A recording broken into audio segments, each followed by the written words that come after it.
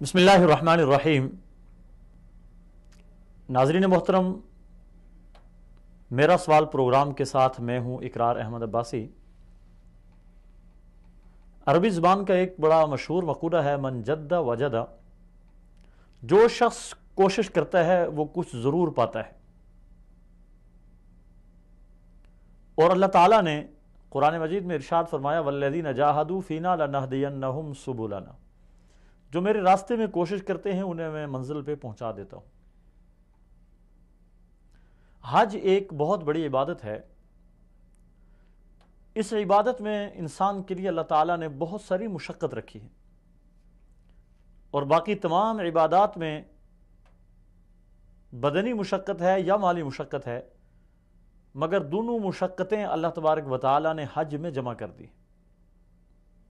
حج کا اجر انسان کو کیوں کر نہ ملے، یہ ممکن نہیں۔ اللہ تعالیٰ نے ارشاد فرمایا ان اللہ لا یضیع اجر المحسنین۔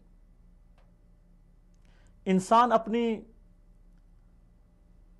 اپنے اللہ کی خوشنودی کے لیے اور اپنے اللہ کی رضا کے لیے دیوانہ وار عجیب اور غریب قسم کی عبادات کرتا ہے، جو بظاہر انسانی عقل میں آنے والی نہیں ہیں کہ یہ کس طرح کی عبادات ہیں۔ کبھی کعبے کے گرد چکر لگا رہا ہے، کبھی دوڑ رہا ہے دو پہاڑیوں کے درمیان، کبھی دو کپڑوں میں لمبے لمبے سفر کر رہا ہے۔ اس سفر سے اسے کیا ملے گا؟ ہاں، اللہ تبارک و تعالیٰ کی خوشنودی اور اس کی رضا ملے گی۔ حج کی جزا سوائے جنت کے اور کچھ نہیں ہو سکتی۔ حج کا بدلہ اللہ تبارک و تعالیٰ نے جو دینا ہے، اللہ تبارک و تعالیٰ اپنی شان کے مطابق ہر ایک حاجی کو عطا فرمائے۔ حج جہاں ایک بہت بڑی عبادت ہے، وہاں پر حج اللہ تعالیٰ کی قربت کا ذریعہ بھی ہے اور انسان کی ایک بہترین تربیت گاہ ہے۔ اور آج ہم اسی عنوان پہ گفتگو کریں گے کہ حج تربیت گاہ انسان ہے۔ مناسک حج، آپ کسی ایک بھی حج کے عمل کو لے لیں، ہر عمل میں انسان کے لیے تربیت ہے۔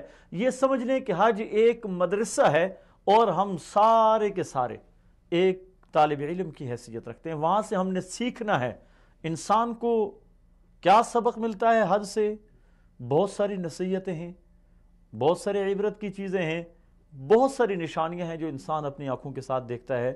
آج ہم اسی عنوان پہ گفتگو کریں گے، اور گفتگو کے لیے ہمارے پاس ہمارے اسٹوڈیو میں مہمان موجود ہیں، ہمارے جناب محترم سمیع الرحمان صاحب، جو ترجمان ہیں ہائی کورٹ مدینہ منورہ کے۔ اسی طرح آج لائیو کال پہ ہم لیں گے اپنے ساتھ کراچی سے مشہور مذہبی سکالر محترم جناب ڈاکٹر اسحاق عالم صاحب کو۔ اس کے علاوہ راولپنڈی سے ہمارے ساتھ ہوں گے محترم جناب مفتی طاہر شاہ صاحب، اور سمندری فیصل آباد سے ہمیں جوائن کریں گے مشہور و معروف شخصیت مورخ اسلام حضرت مولانا ضیاء الرحمن فاروقی شہید رحمۃ اللہ علیہ کے صاحبزادے محترم جناب ریحان ضیاء فاروقی صاحب۔ تو میں اسٹوڈیو میں تشریف لائے ہوئے اپنے معزز مہمان محترم جناب سمیع الرحمان صاحب کو خوش آمدید کہتا ہوں۔ بہت بہت شکریہ، جزاکم اللہ۔ سمیع الرحمان صاحب، حج ایک بہت بڑی عبادت ہے۔ اس عبادت میں ہمارے لیے بہت سارے اسباق موجود ہیں، تربیت گاہ انسان ہے۔ انسان کو حج سے کیا کیا اسباق ملتے ہیں؟ جی، بسم اللہ الرحمن الرحیم، الحمدللہ رب العالمین والصلاة والسلام علی اشرف الانبیاء والمرسلین۔ دیکھیں، حج سے تو جیسے آپ نے فرمایا کہ ایک بہت بڑی اکیڈمی ہے، بہت بڑا مدرسہ ہے حج۔ جی، حج میں سے تو ہمیں بہت سے زیادہ اسباق ملتے ہیں۔ اس میں ہمیں اخلاص ملتا ہے، اس میں ہمیں تقوی ملتا ہے، اس میں ہمیں اور بہت سی چیزیں ہیں جس کا تو جتنی بھی آپ تعداد کریں تعداد اس کی پوری نہیں کر سکے، بہت بڑا فریضہ ہے۔ جی، اللہ تعالیٰ فرماتے ہیں وَأَتِمُّ الْحَجَّ وَالْعُمْرَةَ لِلَّهِ، بہت خوب۔ کہ حج اور عمرہ جو ہے یہ سب سے پہلی جو سمجھے کہ بہت بڑا درس ہے جو ہمارے لیے، جی، کہ یہ عبادت جو ہے خالص اور صرف خالصتاً صرف اللہ تعالیٰ کے لیے، اس میں آپ کا کوئی ریاکاری کا مطلب اس میں انوالو نہیں ہونا چاہیے، ٹھیک ہے. ایک سورۃ بینہ فاعبد اللہ مخلص اللہ الدین، سورۃ الزمر میں فرماتے ہیں فاعبد اللہ مخلص اللہ الدین. اس میں ڈر انسان کو محتاط ہونا چاہیے کہ اس میں خدا نخواستہ ریاکاری نہ آ جائے، اس میں دکھاوا نہ آ جائے. ہاں، اللہ تعالیٰ کی جتنی بھی عبادات ہیں ان میں اخلاص تو بنیادی شرط ہے، بنیادی شرط لیکن ہے. حج کے لیے چونکہ اس چیز کا موقع زیادہ ہے کہ وہاں ریاکاری زیادہ ہو سکتی ہے، اس لیے جی کیونکہ اللہ تعالیٰ ایک صورت میں اور فرماتے ہیں لئن اشرکت لیحبطن عمل. ریا جو ہے یہ شرک اصغر کا مطلب وہ ہے. تو ریاکاری سے آپ کے جو جد و جہد کی جو محنت ہے سب کے سب جو ثواب اس کا ضائع ہو جائے گا. ٹھیک ہے.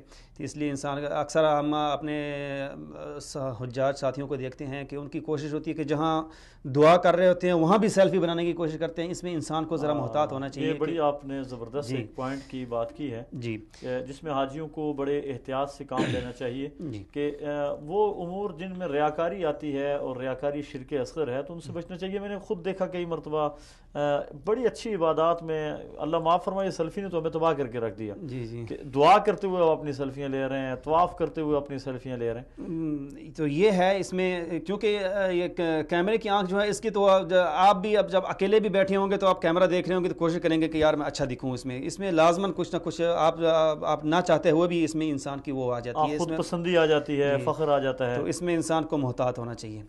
اور اخلاص کے ساتھ ساتھ تقوی بھی جو ہے نا یہ آپ جب احرام باندھتے ہیں تو احرام آپ کے کوئی سی سی ٹی وی کیمرہ جو ہے وہ تو آپ کو نہیں واچ کر رہا ہوتا، واچ نہیں کر رہا جی، لیکن آپ کو وہ کون سی چیز ہے جو آپ کو روکتی ہے کہ آپ جو ہے نا محظورات سے بچ رہے ہیں، احرام کی پوری پابندی کر رہے ہیں. مطلب کچھ اگر سوئے ہوئے ہیں تو آپ احتیاط کر رہے ہیں کہ منہ پہ کپڑا نہ آ جائے یا اس طرح نہ ہو جائے.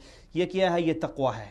جی، اور یہ وہ چیز ہے جو معذرت کے ساتھ ذرا تقویٰ کا اگر مفہوم پہلے بیان کریں کہ تقویٰ کہتے کسے ہیں؟ جی، تقویٰ جو اللہ تعالیٰ کے اوامر ہیں آپ نے وہ نافذ کرنے ہیں، اور جو نواہی اپنی ذات پہ نافذ کرنا، اپنی ذات پہ نافذ کرنے ہیں. جو اللہ تعالیٰ نے جو منہیات جن چیزوں سے منع کیا ہے وہ چیزوں سے آپ نے منع ہونا ہے. یعنی اوامر پہ عمل کرنا اور منہیات سے رکنا، یہی تقویٰ ہے. یہی تقویٰ ہے. اور جس آدمی میں یہ ہو وہ متقی ہے انشاءاللہ، وہ متقی ہے. اور دیکھیں تو تقوی کا بھی درجہ جتنا آپ دیکھتے ہیں بہت اشخاص اس طرح ہوتے ہیں کہ بہت محتاط، جتنا احتیاط کا درجہ اس کا زیادہ ہوگا اس کے تقوی کا معیار بھی. اب قربانی میں اللہ تعالیٰ کیا فرماتے ہیں؟ جو قربانی لن ینال اللہ لحومها ولا دماؤها ولكن يناله التقوى منکم، کہ اللہ تعالیٰ آپ جب قربانی کر رہے ہیں تو اللہ تعالیٰ کو یہ قربانی کا گوشت نہیں جا رہا، یا مطلب اس کا کوئی آپ جو خون بہا رہے ہیں اللہ تعالیٰ کو یہ خون بہانے کی ضرورت نہیں ہے. اللہ تعالیٰ کو کیا مل رہا ہے، وہ کیا پہنچ رہا ہے ہمارا، اللہ تعالیٰ تقویٰ پہنچ رہا ہے، جو مین مقصد ہے حج کا. یعنی جو کام بھی ہم کرتے ہیں وہ اللہ کی رضا کے لیے کریں. جی، تو تقویٰ اسی چیز کا نام ہے. جی، اسی چیز کا نام تقویٰ ہے. تو اسی طرح ہمیں حج یہ بھی سکھاتا ہے کہ خرچ کیسے کرنا ہے اللہ کی راہ میں. جیسے کہ آپ جانتے ہیں عبادات، جیسے آپ نے فرمایا مالی عبادات کی دو قسمیں ہیں، مالی ہیں اور بدنی ہیں. بدنی عبادات جیسے نماز ہو گئی، روزہ ہو گیا. جی، اسی طرح مالی عبادات میں زکوٰۃ ہوگی، صدقہ ہو گیا، خیرات ہوگی. لیکن جو حج ہے یہ مالی بھی ہے اور بدنی بھی ہے. ہاں، حج میں دو طرح کی عبادات ہیں. جی، اور دونوں مالی بدنی، مال بدن ان میں شامل ہے، اور بھرپور جو ہے نا جد جہد سے شامل ہے. انسان جب حج کرتا ہے، تھوڑا سا میں آپ کے ساتھ اضافہ کروں گا اس بات کا کہ مال کو حج کی عبادت کے لیے شرط قرار دے دیا گا، من استطاع الیہ سبیلا کے ساتھ. قرآن مجید میں بھی فمن فرض فیہن الحج، تو جس فرض حج اسی صورت میں ہوگا جب کسی کے پاس مال ہوگا. یعنی مال سمجھ لیں کہ حج کی شرائط میں سے ایک شرط ہے حج کی فرضیت کی، کہ اگر شرط پائی جائے گی تو حج پایا جائے گا. جی بے شک. اور جب اللہ تعالیٰ نے انسان کو مال سے نوازا ہو، دولت سے نوازا ہو، تو اسے چاہیے کہ وہ اللہ تعالیٰ کے راستے میں خرچ کریں. اللہ تعالیٰ کا حکم بھی ہے وَأَنفِقُوا مِمَّا جَعَلَكُم مُسْتَخْلَفِينَ فِيهِ، کہ جو ہم نے آپ کو مال جو آپ بطور امانت آپ کے پاس دیا ہے آپ ان میں سے خرچ کریں. جی، تو اللہ تعالیٰ آپ کا اس کا بدیل دنیا میں بھی دیں گے، آخرت میں بھی دیں گے. اللہ تعالیٰ نے اس چیز کا وعدہ کیا ہے انسان سے کہ سمیر بھائی یہاں پہ ایک میں آپ سے بات مینشن کرنا چاہوں گا یا آپ سے پوچھنا چاہوں گا کہ انفاق فی سبیل اللہ اللہ کے راستے میں خرچ کرنا، یہاں تو انسان اپنی ذات پہ خرچ کر رہا ہے، جی تو کیا یہ بھی انفاق فی سبیل اللہ میں آئے گا؟ جی، آپ اللہ تعالیٰ کے راستے میں نکلے ہوئے ہیں، آپ حج کے لیے سفر پہ ہیں، تو ظاہر ہے آپ اپنی ذات پہ بے شک خرچ کر رہے ہیں، لیکن یہ اللہ کا راستہ، یہ ایک آپ کے ایک فرض ہوا جو رکن ہے وہ آپ ادا کر رہے ہیں، تو اس کا آپ کو صحیح۔ اجر بھی ملنا ہے۔ معذرت میں ہمارے ساتھ یہاں ڈاکٹر اسحاق عالم صاحب موجود ہیں۔ السلام علیکم ورحمۃ اللہ وبرکاتہ۔ وعلیکم السلام ورحمۃ اللہ وبرکاتہ۔ اسحاق صاحب، آپ کو خوش آمدید کہتا ہوں اپنے پروگرام میں۔ بہت شکریہ جی، بہت جزاک اللہ۔ آج ہمارے پروگرام کا عنوان ہے کہ مناسک حج تربیت گاہ انسان۔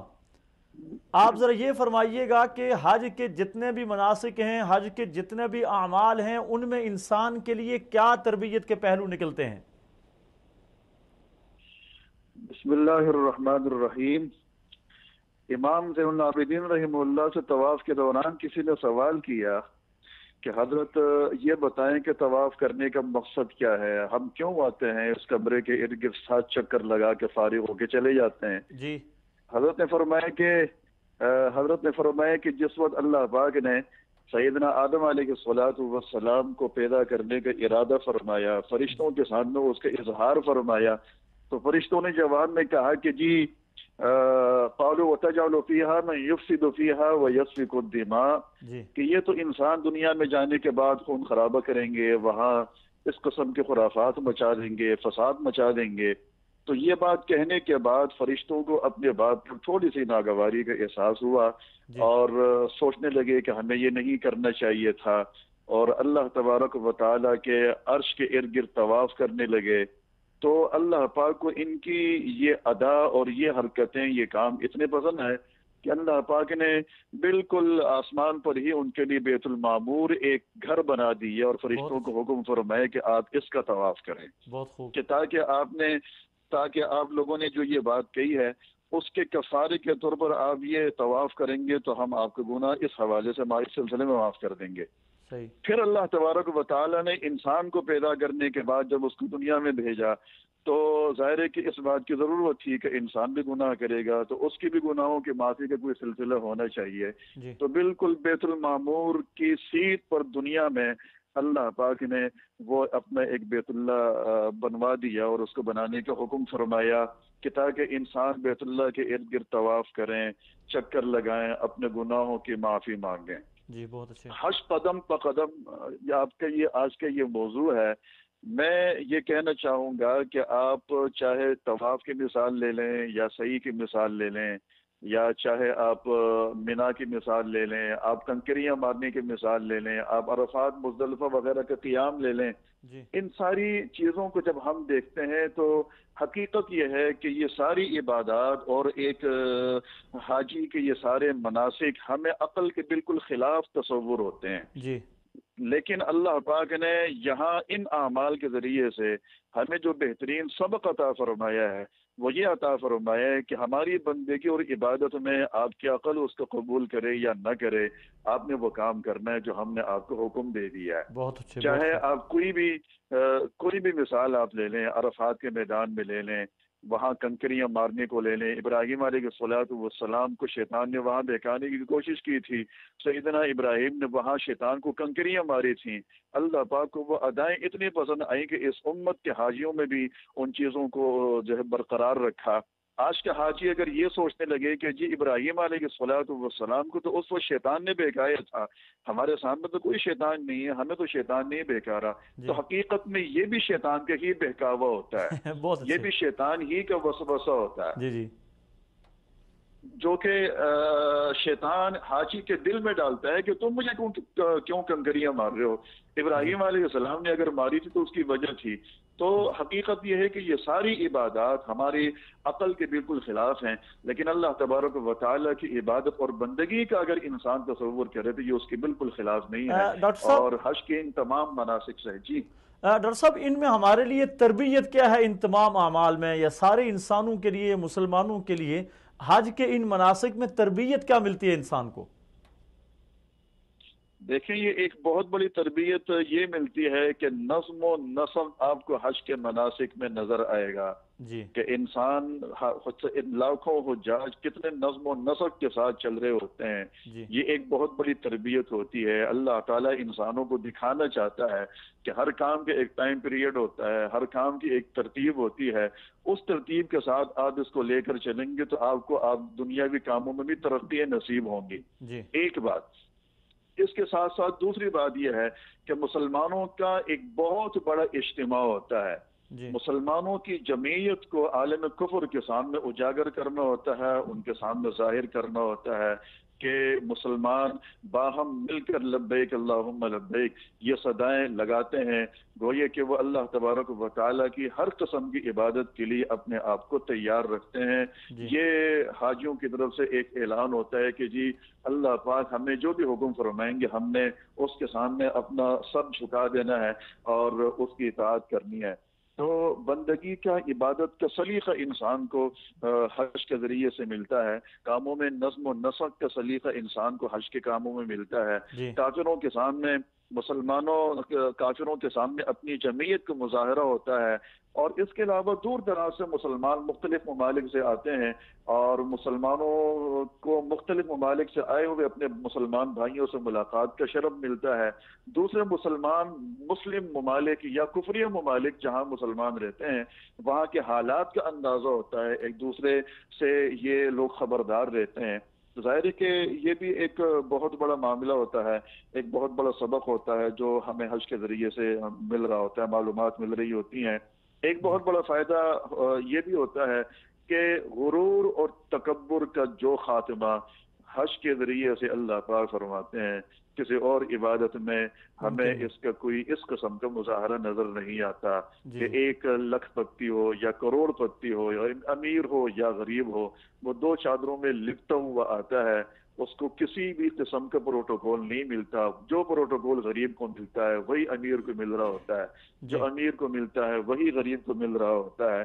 یعنی اللہ پاک بندے کو یہ بتا دینا چاہتے ہیں کہ جی تمہاری یہ دولت کسی کام نہیں آئے گی، اگر تم بہترین لباس پہننے کے عادی ہو یہاں یہ ساری چیزیں چھوڑنی پڑیں گی، اگر تم بال وغیرہ ٹھیک کرنے کے عادی ہو تو یہاں بال ٹھیک کرنے کی اجازت نہیں ہوگی، اگر تم بہترین پرفیوم اور عطریات وغیرہ استعمال کرنے کے عادی ہو تو تمہیں یہاں ان چیزوں کے استعمال کرنے کی بھی اجازت نہیں ہوگی۔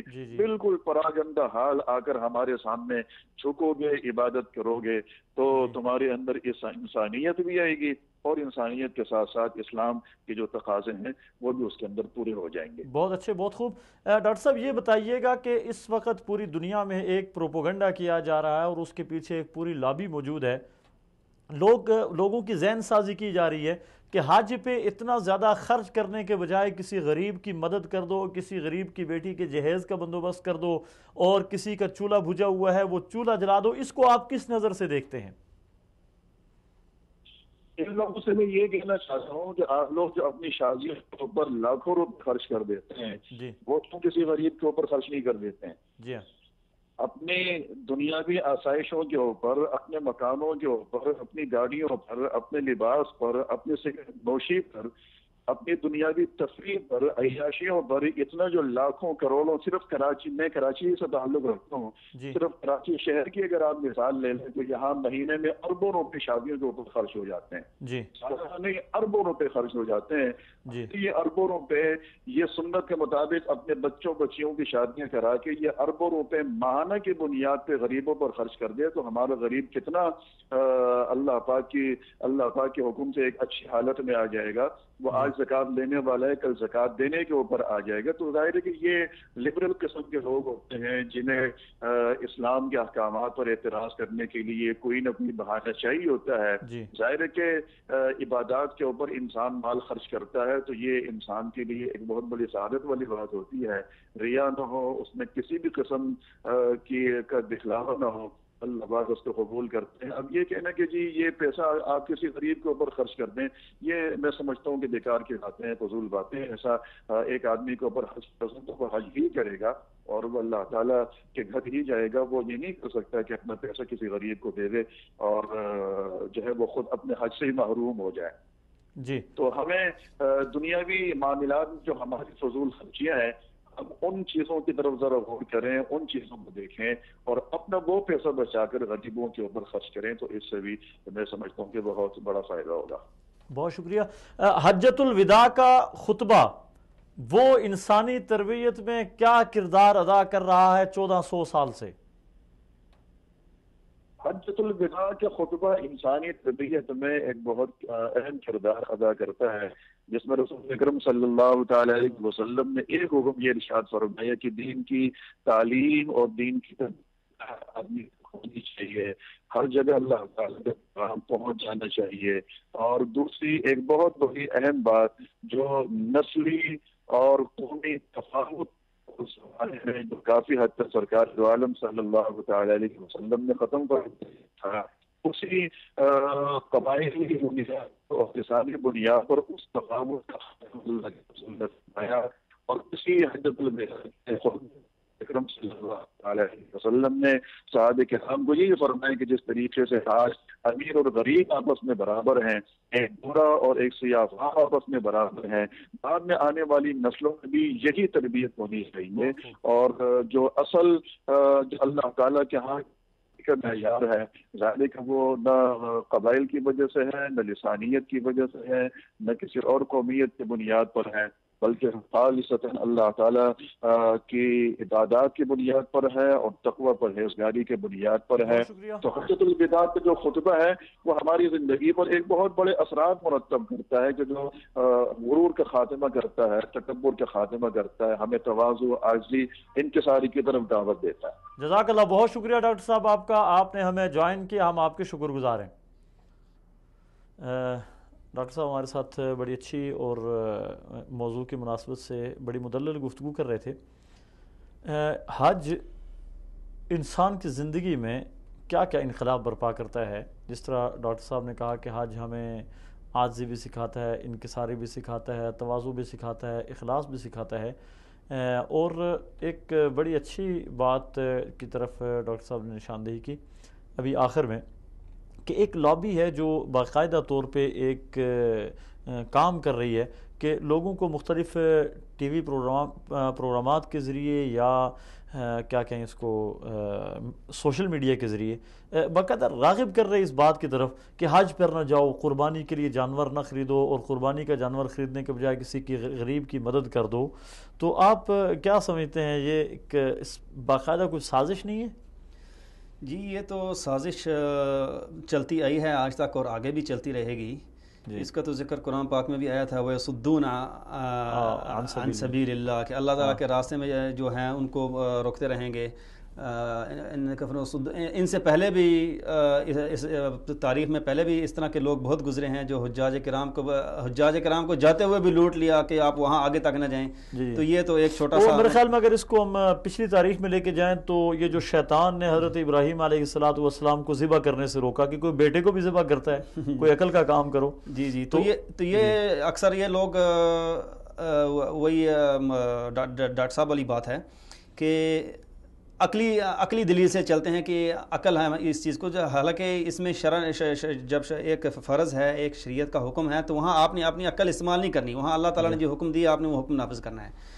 اور وہی بات ہے کہ جب آپ ادھر عیاشیاں کر رہے ہیں، جب آپ سیر و تفریح پہ جب اتنا پیسہ برباد کر رہے ہیں، آپ ایک شادی پہ کروڑوں روپے خرچ کر رہے ہیں، تو اس وقت انہیں یاد نہیں آتا کہ غریبی ہے۔ ایک فیملی ایک مرتبہ گھر سے نکلتی ہے سیر و سیاحت کی نیت سے، اور تقریباً پاکستان میں بہت کم فیملی ایسی ہیں جو سیر و سیاحت پہ نہ نکلتی ہوں، خصوصاً کراچی، لاہور، فیصل آباد، راولپنڈی، اسلام آباد، یہاں کے رہنے والے لوگ تو بہت زیادہ نکلتے ہیں۔ ایک فیملی نکلتی ہے لاکھوں روپے خرچ کر کے آ جاتی ہے، کوئی نہیں کہتا کہ بجائے سیر و سیاحت کے، اب دیکھیں نا پاکستان کے جتنے بھی سیاحتی مقامات ہیں ہر وقت وہاں پر رش پڑا ہوا ہے، اور اس وقت کوئی نہیں کہتا، اس وقت کسی کو یاد نہیں آتا کہ ہم لوگ یہ کیا اسراف کر رہے ہیں، تبذیر کر رہے ہیں، یہ شیطانی مطلب ہے کہ مال کو کس طرح ہم اڑا رہے ہیں۔ یہاں کوئی غریب بھی ہیں جن کے پاس ایک ٹائم کے کھانے کا مطلب میسر نہیں ہے، چولہا بند ہے اس کا، اس وقت کسی، لیکن جب آپ نگار بھی خاموش ہیں اس پہ جی، اور جب آپ اللہ تعالیٰ کے راستے میں نکل رہے ہیں، جب ایک فرض کی ادائیگی کے لیے نکل رہے ہیں، تو وہاں سب کو یہ غریب بھی یاد آ جاتے ہیں. میرے خیال میں شیطان کا وہ کام جو شیطان کو کرنا چاہیے تھا اس نے کچھ میڈیا کے لوگوں کے ذمہ لگا دیا کہ آپ بیٹھ کے یہ کام کرو، میں تھوڑا سا سستا لوں. جی بالکل، اس کا ٹھیکہ کچھ ہمارے کچھ لوگوں نے لیا ہوا ہے. بالکل. تو اچھا، ہم گفتگو کر رہے تھے، آپ جی وہ بات جی ہمارے ساتھ کال پہ موجود ہیں. السلام علیکم ورحمۃ اللہ. وعلیکم السلام.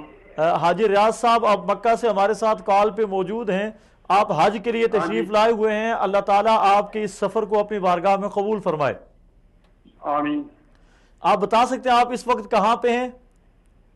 ہم مسجد میں، اپنی عزیزیہ میں. اچھا، عزیزیہ مسجد میں ہیں. تو آپ کا یہ سفر کیسا رہا؟ ماشاءاللہ بہت اچھا رہا. اس سفر کے دوران آپ، اللہ تبارک و تعالیٰ آپ کے سفر کو قبول فرمائے، کوئی پرابلم، کوئی پریشانی انتظامات کے حوالے سے پاکستانی گورنمنٹ نے جو انتظامات کیے، سعودی گورنمنٹ نے جو انتظامات کیے، کوئی پرابلم، کوئی پریشانی آپ کو دیکھنے میں آئی؟ نہیں جی، کوئی پریشانی نہیں، بہت اچھے ہیں ماشاءاللہ. یعنی انتظامات سے آپ مطمئن ہیں فی الحال؟ مطمئن ہیں انشاءاللہ، فی الحال الحمدللہ. اللہ کرے آئندہ انتظامات بھی بہتر رہیں. تو آپ ایک بات بتائیے گا، آپ نے یہ سفر کیا خانہ کعبہ پہ، جب آپ کی پہلی نظر پڑی آپ کی کیفیت کیا تھی؟ ہماری کیفیت بڑی عجیب و غریب سی تھی، بڑی خوشی تھی. اور ہم نے جو دعائیں مانگی ہیں جی، تو یہ عجیب و غریب منظر ہوتا ہے جب انسان لپٹتا ہے، تو عجیب سی کیفیت، بڑی اچھی.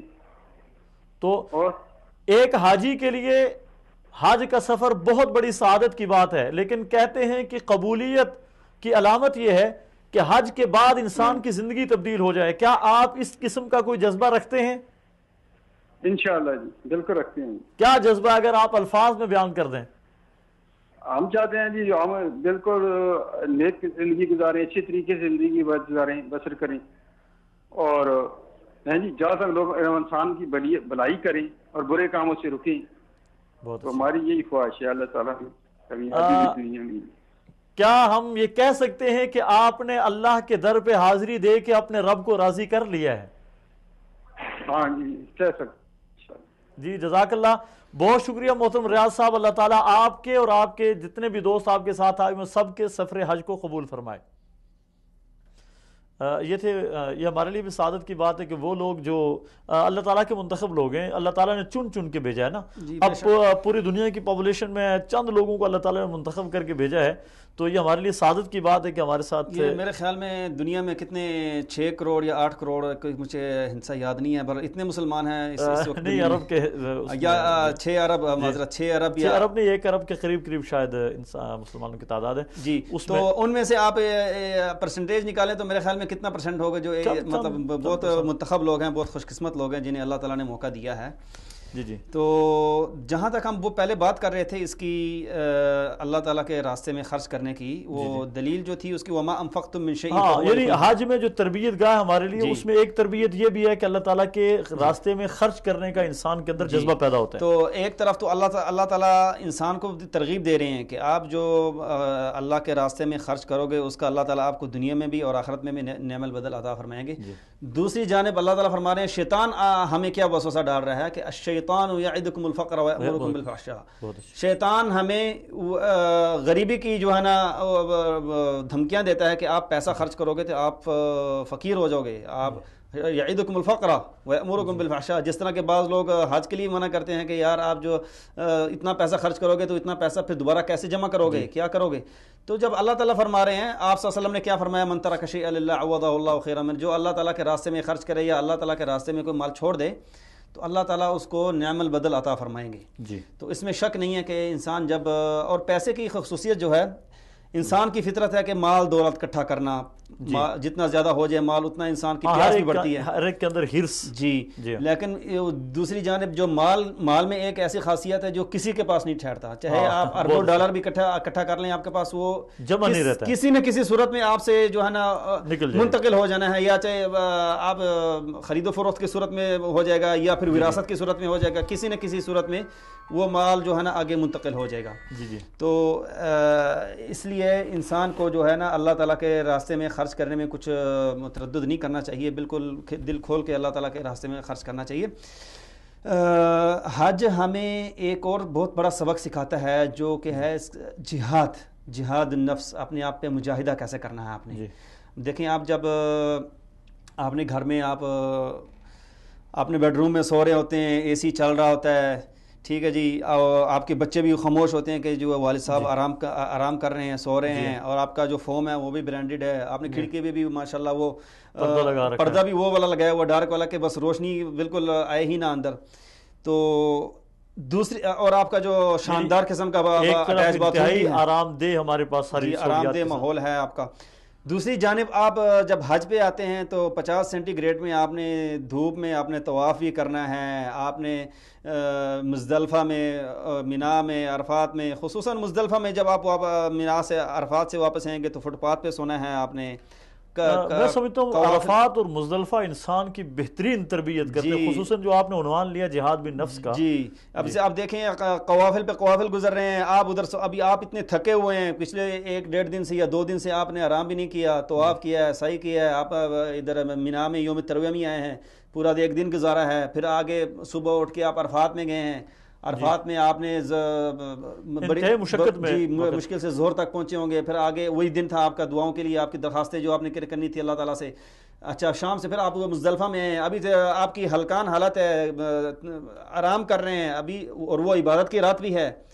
تو ادھر سے بچوں کی آواز بھی آ رہی ہے، بچوں کے رونوں کی، کھلے آسمان تلے، اور کھلے آسمان تلے آپ، اور گرد و غبار بھی ہیں، اور اگر آپ کو حاجت ہے باتھ روم کی تو آپ کو لائن لگانی پڑتی ہے. تو میرے خیال میں اس سے اچھی تربیت جو ہے کوئی اس کا مثیل نہیں ہے. انسان کے اندر ایک نفس ہی ہے جو انسان کو اچھے اور برے کام پہ ابھارتا ہے، اور انسان اپنے یہی غرور، تکبر، فخر ہوتا ہے جو انسان کو کچھ بھی نہیں کرنے دیتا. یعنی یہاں پہ صحیح انسان کو نفس کے خلاف جہاد کا موقع ملتا ہے، نفس کے خلاف جہاد ہوتا ہے. اس میں یہ انسان کو تواضع، عاجزی، انکساری سکھاتا ہے. جہاد کی بات یہ تو مردوں کا یہ حال ہوتا ہے کہ بے بس ہوئے ہوتے ہیں. اب جہاں تک عورتوں کی باتیں ہیں وہ تو اور زیادہ غالب ہیں. آپ صلی اللہ علیہ وسلم کے پاس ایک عورت آتی ہیں، خاتون آتی ہیں، پوچھتی ہیں یا رسول اللہ ترى الجہاد افضل العمل، کہ رسول اللہ آپ صلی اللہ علیہ وسلم کے آپ فرماتے ہیں کہ جہاد جو ہے یہ سب سے اچھا عمل ہے، الا نجاہد، کیا ہم جہاد نہ کریں؟ معذرت کروں گا، ہمارے ساتھ ایک کالر موجود ہیں، مفتی طاہر شاہ صاحب. السلام علیکم ورحمۃ اللہ وبرکاتہ. وعلیکم السلام ورحمۃ اللہ وبرکاتہ. مفتی طاہر شاہ صاحب، ہم آپ کو اپنے پروگرام میں خوش آمدید کہتے ہیں. جزاک اللہ.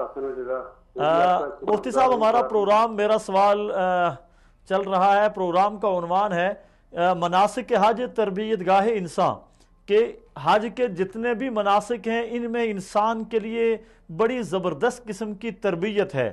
آپ کیا سمجھتے ہیں کہ حج سے انسان کو کیا کیا اسباق ملتے ہیں؟ بسم اللہ الرحمن الرحیم.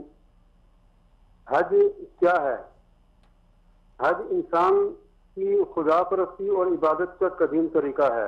بے شک. اگر انسان ایک مسلمان حج کو اس کے ان تمام طریقوں کے مطابق کرے جو آپ صلی اللہ علیہ وسلم نے بتائے ہیں، تو اس کو جو ثمرات ملیں گے، جیسا کہ احادیث مبارکہ میں ہے کہ من حج فلم یرفث ولم یفسق رجع کیوم ولدتہ امہ، کہ رسول اللہ صلی اللہ علیہ وسلم نے فرمایا کہ جس آدمی نے حج کیا اور اس نے نہ کسی شہوانی و فحش بات کا ارتکاب کیا اور نہ اللہ کی کوئی نافرمانی کی، تو وہ گناہوں سے ایسا پاک و صاف ہو کر واپس ہوگا جیسا اس دن تھا جس دن اس کی ماں نے اس کو جنا.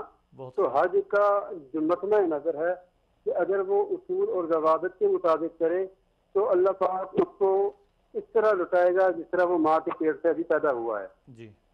تو اس کے لیے اگر ہمیں تھوڑا سا حج سے متعلق معلومات ہو جائیں کہ حج ہے کیا، تو حج کا معنی، قصد اور ارادے کے ہیں کہ پاک زمین کی طرف ایک مخصوص وقت میں مخصوص ہیئت کے ساتھ جانے کا نام حج ہے. حج انسان کی خدا پرستی اور عبادت کا قدیم طریقہ ہے.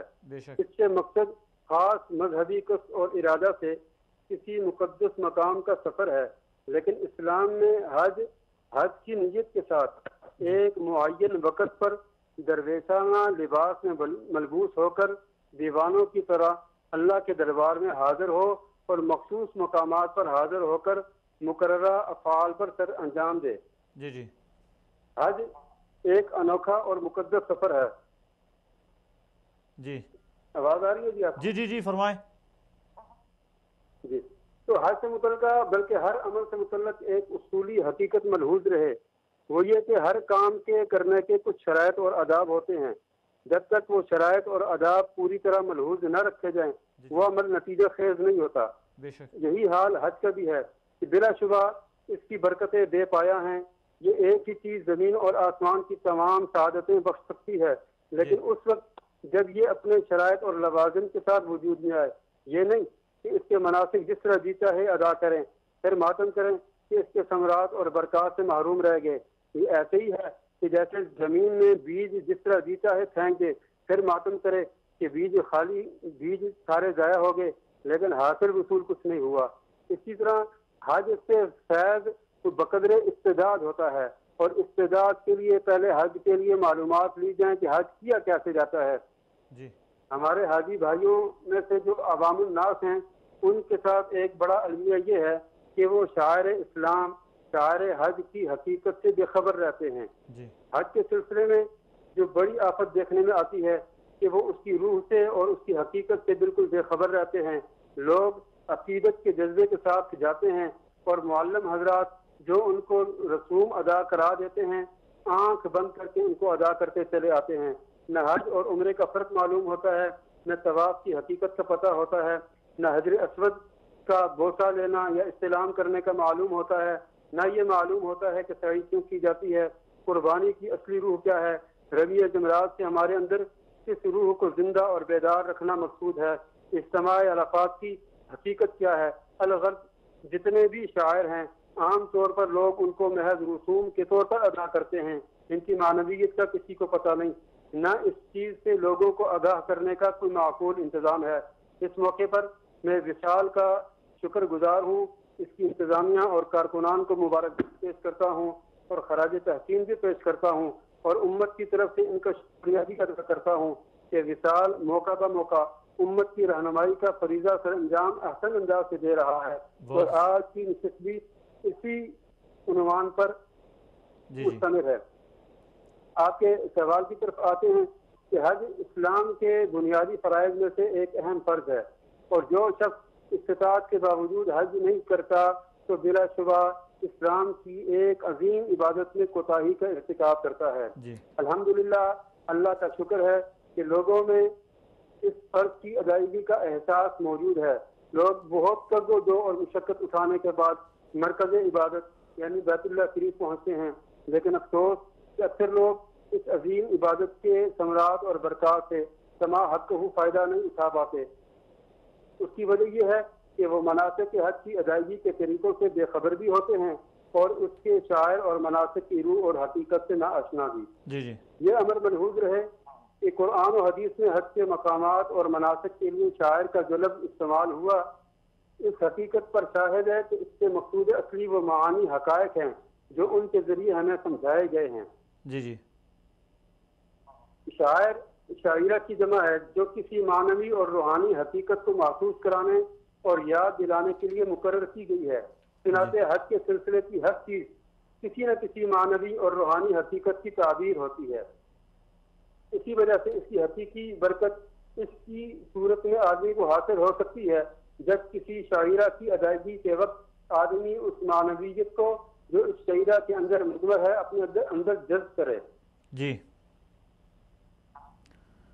بہت شکریہ مفتی صاحب، آپ نے بڑی خوبصورت رہنمائی کی ہمارے ناظرین اور ہمارے سامعین کی۔ اللہ تعالیٰ آپ کو جزائے خیر نصیب فرمائے۔ حج واقعتاً ایک بہت بڑی عبادت ہے اور اس عبادت سے بڑی آسانی کے ساتھ اپنے رب کو راضی کیا جا سکتا ہے۔ انسان شکل میں کیفیت میں ایک عجیب کیفیت، عجیب شکل، عجیب لباس میں ہوتا ہے تو اس میں اللہ تعالیٰ کی بہت زیادہ قریب ہوتا ہے۔ ناظرین محترم، یہاں پر ہوا ہے ہمارا ایک بریک کا وقت، لیتے ہیں ایک چھوٹی سی بریک اور ملتے ہیں بریک کے بعد۔ بسم اللہ الرحمن الرحیم۔ بریک کے بعد خوش آمدید، میں ہوں اقرار احمد عباسی، میرا سوال پروگرام کے ساتھ۔ آج ہم گفتگو کر رہے تھے کہ حج میں انسانی تربیت کے بہت سارے اسباق ہیں، حج انسان کو بہت کچھ سکھاتا ہے۔ اس میں ہماری گفتگو چل رہی تھی ہمارے اسٹوڈیو میں موجود مہمان محترم جناب سمیع الرحمان صاحب سے کہ حج میں انسان کے لیے تواضع ہے، عاجزی ہے، انکساری ہے۔ اس میں تواضع، عاجزی، انکساری کس طرح ہے؟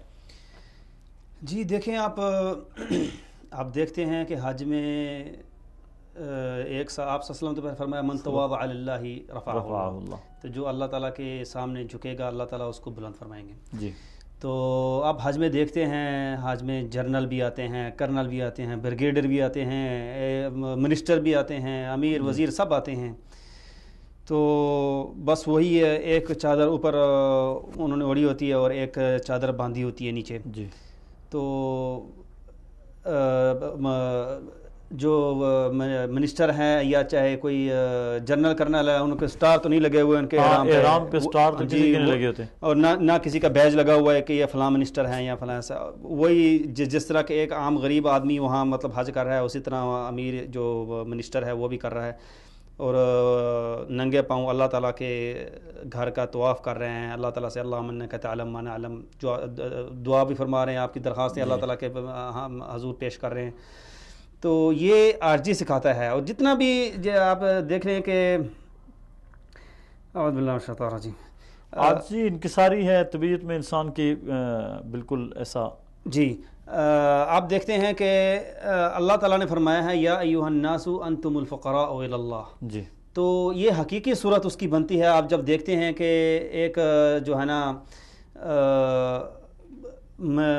منسٹر بھی اور ایک بڑا آدمی اور ایک چھوٹا، سب کے سب اللہ تعالیٰ کے گھر میں ایک اللہ تعالیٰ کے حضور جو ہے نا فقیر کی حیثیت سے وہاں بالکل منگتے اور سوالی بنے ہوئے سارے ہوتے ہیں۔ جی، عرفات کا دن بھی خصوصی طور پہ اس چیز کی طرف ہوتا ہے کہ وہ تو دعاؤں کا دن ہے، جس میں رسول اللہ صلی اللہ علیہ وسلم نے اتنی طویل دعا مانگی کہ صحابہ کرام حیران ہے کہ اتنی طویل دعا اور دعاؤں کا دن ہے، تو دعا بھی تو انسان کو عاجزی ہی سکھاتی ہے۔ جی بے شک۔ تو یہ بہت بڑا جو ہے نا ایک تواضع کا جو ہے بہت بڑا سبق ہے جو انسان وہاں سے سیکھتا ہے حج سے۔ اسی طرح جب انسان حج سے انسان ایک اور بہت بڑی چیز سیکھتا ہے کہ یہ دنیا جو ہے ایک رحلت کی جگہ ہے، یہ ایک ٹھکانہ نہیں ہے، ایک مسافر خانہ ہے۔ جی، آپ دیکھتے ہیں کہ جب حجاج کرام آج رات کو تقریباً روانہ، آپ اپنے الفاظ کو دوبارہ دہرائیے گا، یہ بڑے اچھا جملہ آپ نے کہا جی، کہ دنیا کیا ہے، ایک رحلت ہے، رحلت کی جگہ ہے۔ جی، ایک رحلت کی جگہ ہے، ایک مسافر خانہ ہے، مسافر خانہ ہے، یعنی مستقل ٹھکانہ نہیں ہے دنیا۔ جی، مستقل ٹھکانہ دنیا میں نہیں ہے۔ اور یہ سبق ہمیں کس طرح ملتا ہے حج سے؟ اللہ تعالیٰ نے بھی فرمایا ہے یا قومی انما هذه الحیات الدنیا متاع وان الآخرۃ ہی دار القرار۔ یہ دنیا ایک مسافر خانہ ہے، ایک یہ مطلب استقرار جو ہے وہ ٹھکانہ جو ہے وہ آخرت میں ہے، جنت میں ہے انشاءاللہ۔ اس کا سبق ہمیں حج میں اس طرح ملتا ہے۔ دیکھیں آج رات کو انشاءاللہ حجاج کرام تقریباً روانہ ہونا شروع ہو چکے ہوں گے مینا کی طرف۔ اب کل حجاج کرام مینا میں ہوں گے۔ اب مینا میں ایک دن بمشکل بیٹھیں گے، آرام کریں گے، ساتھ ہی تقریباً فجر کے قریب آرام کیا تقریباً حجاج کرام کو تو اپنا خیمہ ڈھونڈنے میں پورا دن لگ جاتا ہے۔ تو اتنے میں ابھی وہ ادھر اتنا فجر کے بعد انہوں نے روانہ ہونا ہے پھر عرفات کی طرف۔ عرفات میں پھر وہ جو تھوڑا ٹائم ٹھہریں گے، پھر آگے لوگ یہ سمجھتے ہیں کہ شاید یہ مینا، مزدلفہ، عرفات بالکل اس طرح آپس میں جڑے ہوئے کے درمیان میں کوئی فاصلہ ہے، بڑا طویل فاصلہ ہے، طویل فاصلہ ہے اس کا۔ اور اکثر حاجی جو ہے نا، اکثر حجاج کرام کی رغبت ہوتی ہے کہ ہم پیدل حج کریں۔ تو مینا سے عرفات اگر پیدل جائیں تو اس کے کم سے کم 2.5-3 گھنٹے کا سفر ہے تقریباً پیدل جو ہے۔ تو جب وہاں پہنچتے تو تقریباً انہیں جو جمعہ ہوتا ہے تقریباً بمشکل جا کے انہیں حج کا جو معذرت حج کا جو خطبہ ہوتا ہے وہ خطبہ ملتا ہے انہیں۔ پھر عصر سے لے کر یہاں ایک غلط فہمی کا میں ازالہ کرنا چاہوں گا اپنے سامعین کا۔ آپ نے حج کے خطبے کی بات کی، اکثر لوگ یہ سمجھتے ہیں کہ جو حج ہے وہ حج کے خطبے کا نام حج ہے۔ میرا خیال ہے حج کا خطبہ ایک مسنون عمل ہے۔ جی، حج کا جو خطبہ ہے وہ ویسے تو جیسے آج اس کی صورت ہے عرفات کی، تو سب کے سب حجاج تو اس میں شرکت بھی نہیں، کیونکہ مسجد نمرہ جو ہے کتنی سی ہیں، اس میں جو مسجد میں جو شریک ہے وہ تو امام کے ساتھ پڑھتے ہیں چند ہزار یا چند لاکھ لوگ۔ جی، باقی تو سب جتنے بھی ہیں سب اپنے اپنے خیموں میں جو ہے نا، خیمے کیا بس جہاں جگہ مل جائے، اور یا جہاں اکثر تو خیمے تو اکثر حاجی جو ہوتے ہیں کیونکہ اتنی بھگڑ دگڑ ہوتی ہے کہ جو ہے نا بس ان کی ہوتی ہے کہ جہاں جگہ مل جائے، کیونکہ وہی قیمتی دن ہوتا ہے، عرفات کا دن ہوتا ہے حج کا. چلے باقی اعمال تو آپ آگے پیچھے کر سکتے ہیں، لیکن عرفات کا دن تو آپ آگے پیچھے نہیں کر لیکن سکتے. اس میں جو حاجیوں سے اللہ تبارک و تعالیٰ سب کی کمی بیشی کو معاف فرمائے، جو سستی اور کالی ہو جاتی ہے کہ سفر کی تھکاوٹ کی وجہ سے بس وہ وہاں جا کے کہیں آرام کی تلاش میں رہتے ہیں، بجائے اس کے کہ وہ آرام کی تلاش میں رہیں. خصوصاً عرفات کا دن جو ہے نا وہ تو کم سے کم عبادت کے لیے مختص کرنا چاہیے، وہ اس میں تو آرام، کیونکہ وہ عرفات کا دن اور مزدلفہ کی رات، جی وہی سمجھ لیں کہ اس عام دنوں میں اگر آپ ہاتھ بھر کے لے رہے ہیں یا جھولیاں بھر کے لے رہے ہیں، اس دن تو آپ جتنا مرضی لے لیں، اللہ اس دن آپ کنٹینر بھر کے لیں. ہاں کنٹینر بھر کے لے لیں. جی دیکھیں پھر ادھر سے جب روانہ ہوتے ہیں حجاج کرام ادھر سے، اب عصر سے لے کے مغرب تک تو اکثر حجاج کرام کی تقریباً وہ ان کی یہ کیفیت ہوتی ہے کہ بس اللہ تعالیٰ سے مانگ رہے ہیں، درخواست کر رہے ہیں، کیونکہ دعا جس مقصد کے لیے آئے ہیں وہ مقصد وہاں. پھر اس کے بعد یہ پھر نفرہ شروع ہوتی ہے مزدلفہ کی طرف. مزدلفہ میں جا کے مشعر حرام کے پاس جب ٹھہرتے ہیں تو حاجیوں کی تو بیچاروں کی بس ہوئی ہوتی ہے، تو اکثر وہ عبادت کی رات ہوتی ہے، اصل بڑی عبادت کی رات. جی لیکن اکثر میں اتنی ہمت، کیونکہ پہلے بھی ادھر سے منا سے چلے ہیں، عرفات گئے ہیں، پورا دن گزارا ہے، اور منا میں بھی نہیں، ایک ڈیڑھ دن پہلے بھی جاگ رہے ہیں. تو اب وہاں مزدلفہ میں اب تھوڑا بیٹھے ہیں، بس فجر ہو گئی ہے، فجر پڑی ہے جی، چلے جی طلوع آفتاب ہو گیا، چلے جی اب نکلیں ادھر منا کی طرف. اب جی کنکری مارنی ہے، کنکری کے بعد قربانی کرنی ہے، قربانی کے بعد حلق کرنا ہے، حلق کے بعد اب نکلیں مکہ جائیں جی، ادھر آپ جا کے طواف کرنا ہے، طواف کر کے طواف زیارت جو ہے جو رکن ہے، اس کے بعد آپ نے پھر منا لوٹنا ہے. تو یہاں سے ایک بہت بڑا میسج یہ ملتا ہے کہ یہ رحلت ہے. جی ہاں، ایک جگہ آپ انسان مستقل ٹھکانہ نہیں ہے، یہ رحلت ہے. ایک جگہ میں آپ ٹھہریں گے، آپ سمجھیں گے چلے جی ہم اب یہاں بیٹھ گئے ہیں، بس یہ ہمارا ٹھکانہ ہو گیا. تھوڑی دیر میں آپ کو پھر تھوڑا اور آگے جانا ہے، پھر آگے جانا ہے.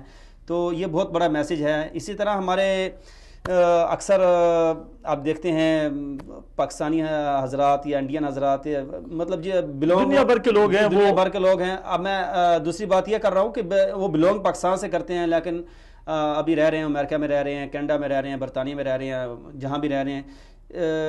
یہ رحلت ہے. انہیں بھی پتہ نہیں تھا کہ ہم یار روزی کے لیے کدھر جائیں گے. رزق جہاں جہاں لکھا ہوا انسان وہاں جاتا ہے. تو ایک بہت بڑی عبرت ہے انسان کے لیے کہ انسان جو ہے نا دنیا کو ٹھکانہ نہ سمجھے. یہ دنیا کو بس ایک عارضی مقام ہے جہاں کسی نہ کسی دن انسان کو آگے رحلت ہو کے چلا جائے. جس کے بارے میں شاید علامہ اقبال مرحوم نے فرمایا کہ ساما ہے 100 برس کا، پل کی خبر نہیں.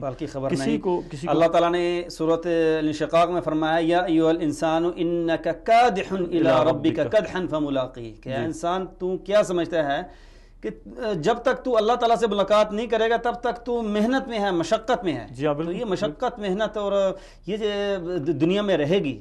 سکون اور امن اور استقرار جو ہے وہ آخرت میں انسان کو ملے گا. دنیا میں دنیا سکون کا نام کی جگہ نہیں ہے، بلکہ یہ تو بھاگ دوڑ کی جگہ ہے. جی تو یہ اس کے علاوہ آپ ہمیں حج سے ایک اور سبق بہت بڑا ملتا ہے، اسلامی شناخت. اسلامی شناخت کی مضبوطی. مثلا جیسے اللہ تعالیٰ فرماتے ہیں وَاعْتَصِمُوا بِحَبْلِ اللَّهِ جَمِيعًا وَلَا تَفَرَّقُوا. یہ چیز ہمیں حج میں نظر آتی ہے. اللہ تعالیٰ نے کیا فرمایا یا ایھا الناس انا خلقناکم من ذکر وانثی وجعلنا من ذکر وانثی، ہم نے آپ کو آدم اور حوا سے پیدا کیا. ٹھیک ہے. وجعلناکم شعوبا وقبائل، آپ میں پھر قبائل کی صورت میں آپ کو مختلف قبائل میں تقسیم کیا. آپ پنجاب، آپ آرائی ہیں، آپ راجپوت ہیں، آپ فلاں ہیں، آپ فلاں ہیں، آپ قریشی ہیں. اچھا اس کے بعد پھر اور تھوڑا آپ کے نیچے صوبائی سسٹم، یہ پنجابی ہے، یہ سندھی ہے، پنجابی بلوچی پٹھان ہے. یہ اس کے بعد یہ پاکستانی ہے، یہ انڈین ہے، یہ بنگالی ہے. پھر تھوڑا اور آپ یہ مڈل ایسٹ آ جائے گا اور بر صغیر آ جائے. پھر یہ ایشین ہے اور یہ امریکن ہے، یہ جو ہے نا آسٹریلین ہے، اور یہ فلاں ہے، یہ یورپین ہے. لیکن جب یہ سب کے سب جب ادھر جمع ہوتے ہیں اللہ تعالیٰ کعبۃ اللہ میں، تو وہاں کوئی پاکستانی نہیں ہوتا اور کوئی جو ہے نا انڈین نہیں ہوتا، کوئی امریکن نہیں ہوتا، کوئی سب کے سب ایز مسلم ایک ہوئے.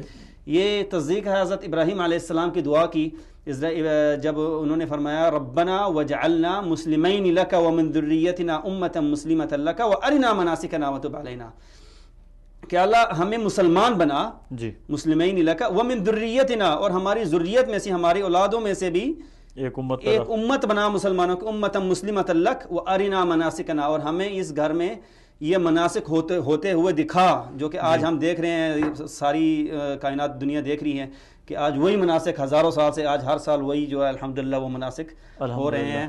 تو اس میں ہمارے ڈاکٹر صاحب نے، جو ڈاکٹر اسحاق عالم صاحب نے ایک گفتگو کی تھی بڑی زبردست، کہ عین اسی خانہ کعبہ کے اوپر بیت المعمور ہے جہاں فرشتے عبادت میں مصروف ہیں، اور یہاں پر بندے اللہ تبارک و تعالیٰ کی عبادت میں مصروف ہیں، اور ہم نے دیکھا ہے کہ خانہ کعبہ کا طواف 24 گھنٹے چل رہا ہے، جی بے شک، کوئی ایک وقت بھی ایسا نہیں ہے جس میں رک جائے۔ تو اس میں بھی ایک سبق ہے ہمارے لیے کہ اللہ تعالیٰ کی اطاعت اور فرمانبرداری، اوقات اس کے کوئی متعین نہیں، جی، اس کا 24 اوقات گھنٹے متعین کی زندگی انسان اگر اللہ تعالیٰ سورۃ آل عمران میں کیا فرماتے ہیں، الذین یذکرون اللہ قیاما وقعودا وعلی جنوب، انسان کھڑا ہے تو ذکر میں ہونا چاہیے انسان کو۔ اگر وہ اللہ تعالیٰ کے جو اللہ والے بندے ہیں ان کی شان میں ہے کہ جب کھڑے ہیں تو ذکر کر رہے ہیں، بیٹھے ہیں تو ذکر کر رہے ہیں، لیٹے ہیں تو۔ معذرت آپ سے چاہوں گا، ہمارے ساتھ ابھی کال پہ موجود ہیں محترم مولانا ریحان ضیاء فاروقی صاحب۔ السلام علیکم ورحمۃ اللہ وبرکاتہ۔ وعلیکم السلام ورحمۃ اللہ وبرکاتہ۔ مولانا میں آپ کو وصال اردو پروگرام میں شرکت پہ خوش آمدید کہتا ہوں۔ ماشاءاللہ اقرار بھائی، جزاک اللہ۔ آج ہمارا پروگرام چل رہا ہے، حج کے عنوان پہ چل رہا ہے، حج تربیت گاہ انسان ہے۔ یہاں حج کے اندر انسان کے لیے بڑی تربیت ہے، حکمت ہے۔ آپ بتائیں حج میں کیا حکمتیں ہیں؟ جی اقرار بھائی، سب سے پہلے تو آپ کا میں شکر گزار ہوں، اور وصال اردو ٹی وی پروگرام مسلمانوں کے لیے آگاہی اور مسلمانوں کے لیے رواداری اور مساوات اور تمام اسلامی احکام کے لیے جو اشاعت دین کے لیے کام کر رہا ہے، میں تمام وصال اردو ٹی وی کی جو ٹیم ہے ان کو مبارکباد دینا چاہتا ہوں۔ شکریہ شکریہ۔ اور اس کے ساتھ ساتھ آپ کا جو آج کا پروگرام ہے جس میں حج کی حکمتوں کا تذکرہ ہے، جی، تو میں یہاں پر یہ کہنا چاہتا ہوں کہ حج جتنی بھی عبادات ہمارے سامنے ہیں، نماز فرض عین ہے، حج بھی فرض ہے، لیکن فرض عین نہیں۔ اللہ تعالیٰ نے اس کے لیے ہمیں اجازت دی ہے کہ جو استطاعت رکھتا ہے وہ حج کرے۔ جی، اب حج میں میری نظر میں بہت ساری حکمتیں ہیں، جی، ان حکمتوں میں سے میں آپ کے سامنے ایک حکمت کا ذکر کرنا چاہتا ہوں کہ حج کا سارا سفر، حج کے سارے افعال اعمال، وہ سارے اشارے بندگی پر منطبق ہوتے ہیں۔ جی، یعنی آپ حج کی تیاری شروع کرتے ہیں، بندگی کسے کہتے ہیں؟ جی، بندگی کہتے ہیں اطاعت، فرما برداری، اور اپنے آپ کو عاجزی اور نیچے لا کر اللہ تعالیٰ کی الوہیت اور ربوبیت کا اقرار کرنا۔ جی، اب آپ دیکھ لیجئے کہ حج کرنے وقت کا شوق رکھنے والا جب حج کی تیاری کرتا ہے تو سب سے پہلے اپنی خواہشات کو قتل کرتا ہے، اپنی خواہشات کو توڑتا ہے۔ جی، انسانی خواہش ہے کہ مال بچا کے رکھے، جی، مال کا بچانا انسان کی خاصیت ہے، جی، اور وہ اپنے مال کو خرچ کر کے بندگی کا ثبوت دیتا ہے۔ اس سے آگے بڑھیے کہ انسان کی سب سے بڑی خواہش ہے کہ اپنے آل اولاد کے ساتھ، اپنے پیاروں کے ساتھ رہے، تو اپنا وقت نکال کے انسان اپنے وقت کی قربانی دے کر بندگی کا اعلان کرتا ہے کہ میں اللہ تعالیٰ کی بندگی اور اطاعت میں آ کے اپنے مال کو، اولاد کو اور ان کے ساتھ وقت کو قربان کر رہا ہوں۔ جی، بہت تو سب سے پہلے اب اس سے آگے آپ چلیں گے تو آپ کو چلتے چلتے پتہ چلے گا کہ احرام جو ہے انسان کی خواہش ہے کہ لباس اس کا سب سے اچھے سے اچھا ہو، خوبصورت سے خوبصورت ہو، قیمتی سے قیمتی ہو۔ جب وہ لباس خوبصورت اور قیمتی پہننا چاہتا ہے تو اللہ تعالیٰ کی اطاعت اور فرمانبرداری اور بندگی میں آ کے احرام کی دو چادریں جو کفن کی صورت ایک بنتی ہے کہ انسان اللہ کے اور اس کے رسول کے حکم کے مطابق احرام کی چادریں باندھ لیتا ہے۔ اسی طرح آپ آگے چلتے جائیں گے، حج کا ہر حکم مانتے ہوئے انسان اللہ تعالیٰ کی بندگی اور اطاعت کا اعلان کرتا آپ کو نظر آئے گا۔ اور آگے چلیے یا آگے چلتے ہیں تو ہمیں نظر آتا ہے کہ بندگی کیا ہے۔ اللہ تعالیٰ نے فرمایا، اللہ تعالیٰ کے پاک پیغمبر محمد الرسول اللہ صلی اللہ علیہ وسلم کا ارشاد ہے کہ مسلمان تمام کے تمام بھائی ہیں، اور تمام بھائی کسی کو گورے پر، گورے کو کالے پر، عربی کو اجمی پر کوئی فوقیت نہیں۔ حج کا یہ سفر اسی رسول اللہ صلی اللہ علیہ وسلم کے فرمان کے مطابق ہے کہ یہاں پر کسی کو کسی پر فوقیت نہیں، بلکہ امیر سے امیر تر، غریب سے غریب تر ایک ہی لباس میں، ایک ہی آواز میں اور ایک ہی انداز میں عبادت کرتا آپ کو نظر آتا ہے، اور اپنے آپ کو بندگی کے کرینے میں اور سلیقے میں ڈالتا ہوا آپ کو ہر حاجی نظر آتا ہے، اور ہر کسی کی زبان پر ایک ہی الفاظ نظر آئیں گے، لبیک اللہم لبیک، امیر ہے تب، غریب ہے تب، سب یہ کہہ رہے ہیں کہ ہم اللہ تعالیٰ کی اطاعت، فرما برداری اور بندگی کے لیے ہیں۔ اب دیکھیے یہاں پر میں ایک اور بات عرض کرنا چاہتا ہوں جی کہ انسان جو حاجی باہر سے آتا ہے حج کے لیے، تو اس کے لیے میقات ایک جگہ مقرر کر دی اللہ تعالیٰ نے کہ یہاں سے آپ نے ایک علیحدہ لباس میں آنا ہے، اور میقات سے اس پابندی کو پورا کرنا، یہ بھی انسان کے بندگی کرنے کا ایک طریقہ بن گیا۔ اور طواف دیکھیں کہ چکر لگانا ایک عام چیز ہے، چکر چلتا ہے، آدمی عام طور پہ واک کرتا ہے، کوئی دوڑتا ہے، کوئی کسی کام کے لیے جاتا ہے، لیکن یہاں پر انسان جب طواف کرتا ہے اللہ تعالیٰ کے گھر کی، بیت اللہ کی طواف کرتا ہے، تو وہ چلنا ایک عام چلنا ہے، لیکن اس اعلان کے ساتھ چلنا ہے کہ اے پروردگار، میں تیری اطاعت، تیری بندگی، تیری فرما برداری میں یہ چکر لگا رہا ہوں، اور یہ ان اداؤں کو پورا کر رہا ہوں جو انبیاء کرام میں سے حضرت ابراہیم علیہ السلام اور رسول اللہ صلی اللہ علیہ وسلم نے ہمیں طریقہ بتایا۔ جی اور یہ طواف ہے۔ اب یہ طواف بندگی کا میں نے ذکر کیا کہ بندگی کرتا ہے۔ اب رسول اللہ صلی اللہ علیہ وسلم نے اس دور کے اندر رمل کیا کفار کے لیے، اللہ تعالیٰ نے حکم دے دیا کہ قیامت تک آنے والے لوگ اس کو ادا کریں۔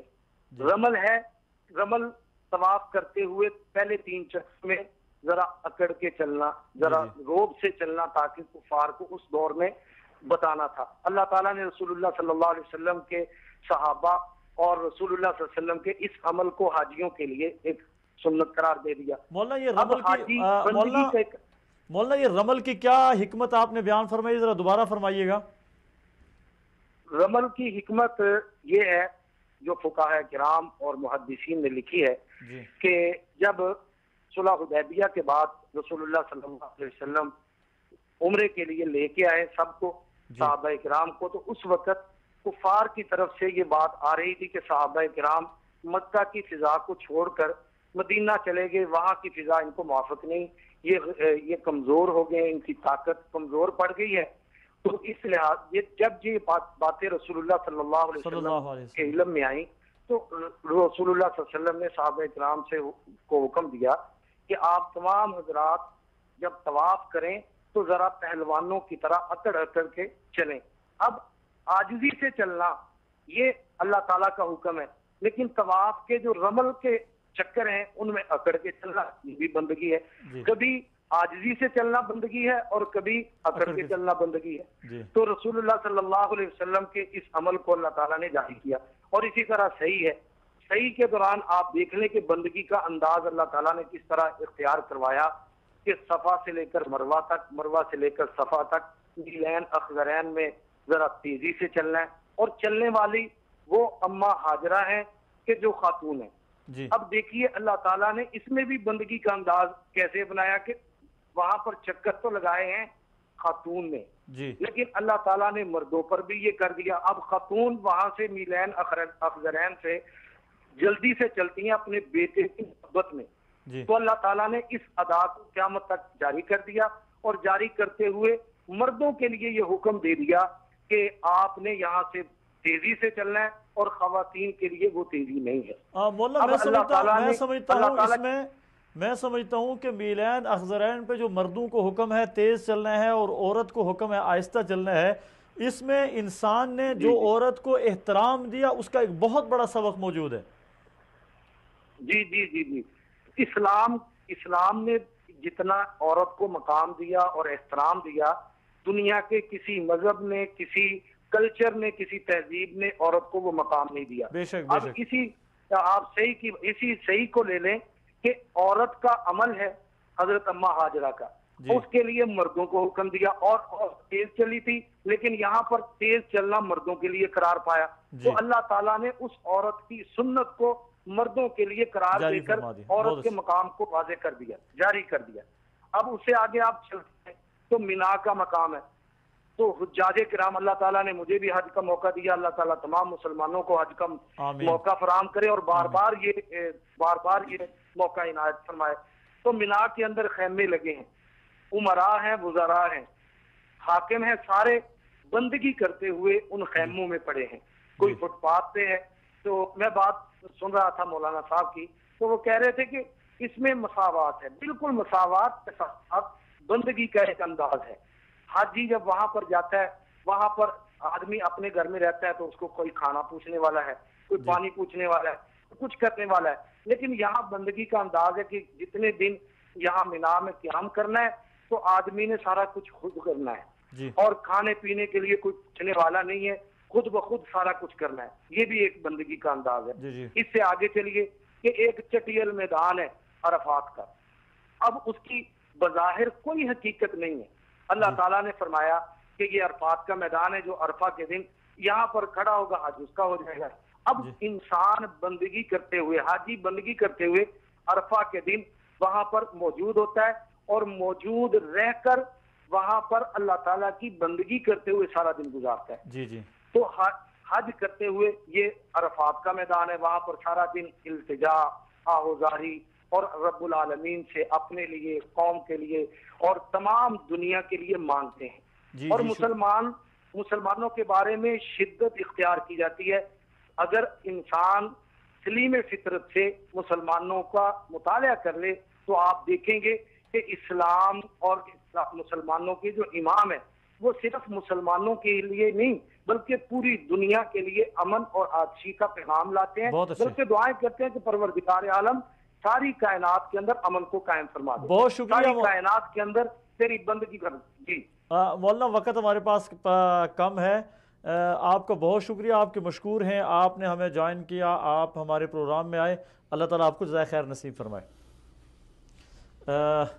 میرے خیال میں مولانا نے ایک بہت بڑی بات کو چند الفاظ میں بڑے خوبصورت انداز میں سمیٹا ہے کہ حج کا پورا پیغام بندگی ہے۔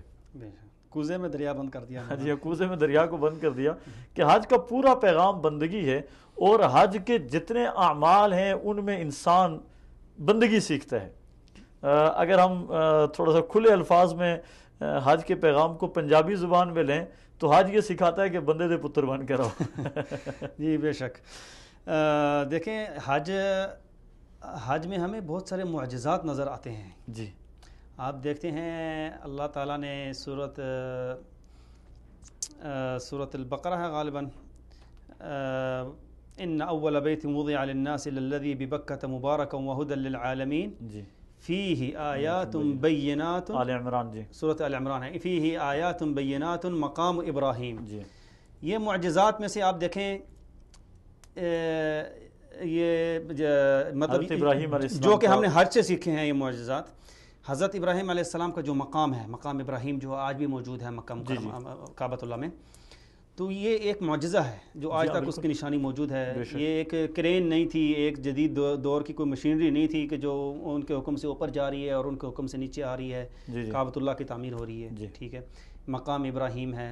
اس کے علاوہ ہمیں وہاں ایک اور معجزہ ملتا ہے، یہ زمزم کا پانی ہے، جو ہزاروں سال گزرنے کے باوجود آج تک زندہ ہے پانی، اور بابرکت پانی ہے، بابرکت پانی ہے۔ آپ صلی اللہ علیہ وسلم فرمایا ماء زمزم لما شرب لہ، جس نیت سے آپ زمزم کا پانی پئیں گے وہی ثواب آپ اس کو وہ پائیں گے۔ جی، تو زندہ مثال ہے آج ہمارے سامنے یہ زمزم کا جو کنواں ہے۔ جی، اسی طرح آپ دیکھتے ہیں کہ مکہ مکرمہ میں زراعت تو نہیں ہے، ابراہیم علیہ السلام نے کہا بوادٍ غیر ذی زرع، آج بھی جو حضرات مکہ مکرمہ آج بھی کوئی زراعت تو نہیں ہے، خشک پہاڑ ہے، خشک پہاڑ ہیں۔ جی، جی، تو لیکن یہاں پہ دنیا کا ہر فروٹ، ہر پھل وہاں موجود ہے۔ اللہ تعالیٰ نے فرمایا اولم یروا ان نمکن لهم حرما آمنا یجبی الیہ ثمرات کل شیء من لدنا، تو کہ ہم نے ان کے لیے ایک ایسا پرامن حرم ان کے لیے بنایا ہے کہ پوری دنیا کے جو پھل فروٹ اور خیرات رزق جو ہیں سب کے سب ادھر جو ہے نا جذب ہوتے ہیں۔ تو یہ بھی ایک آیت ہے مکہ مکرمہ کی، ٹھیک ہے۔ اس کے علاوہ ہم دیکھتے ہیں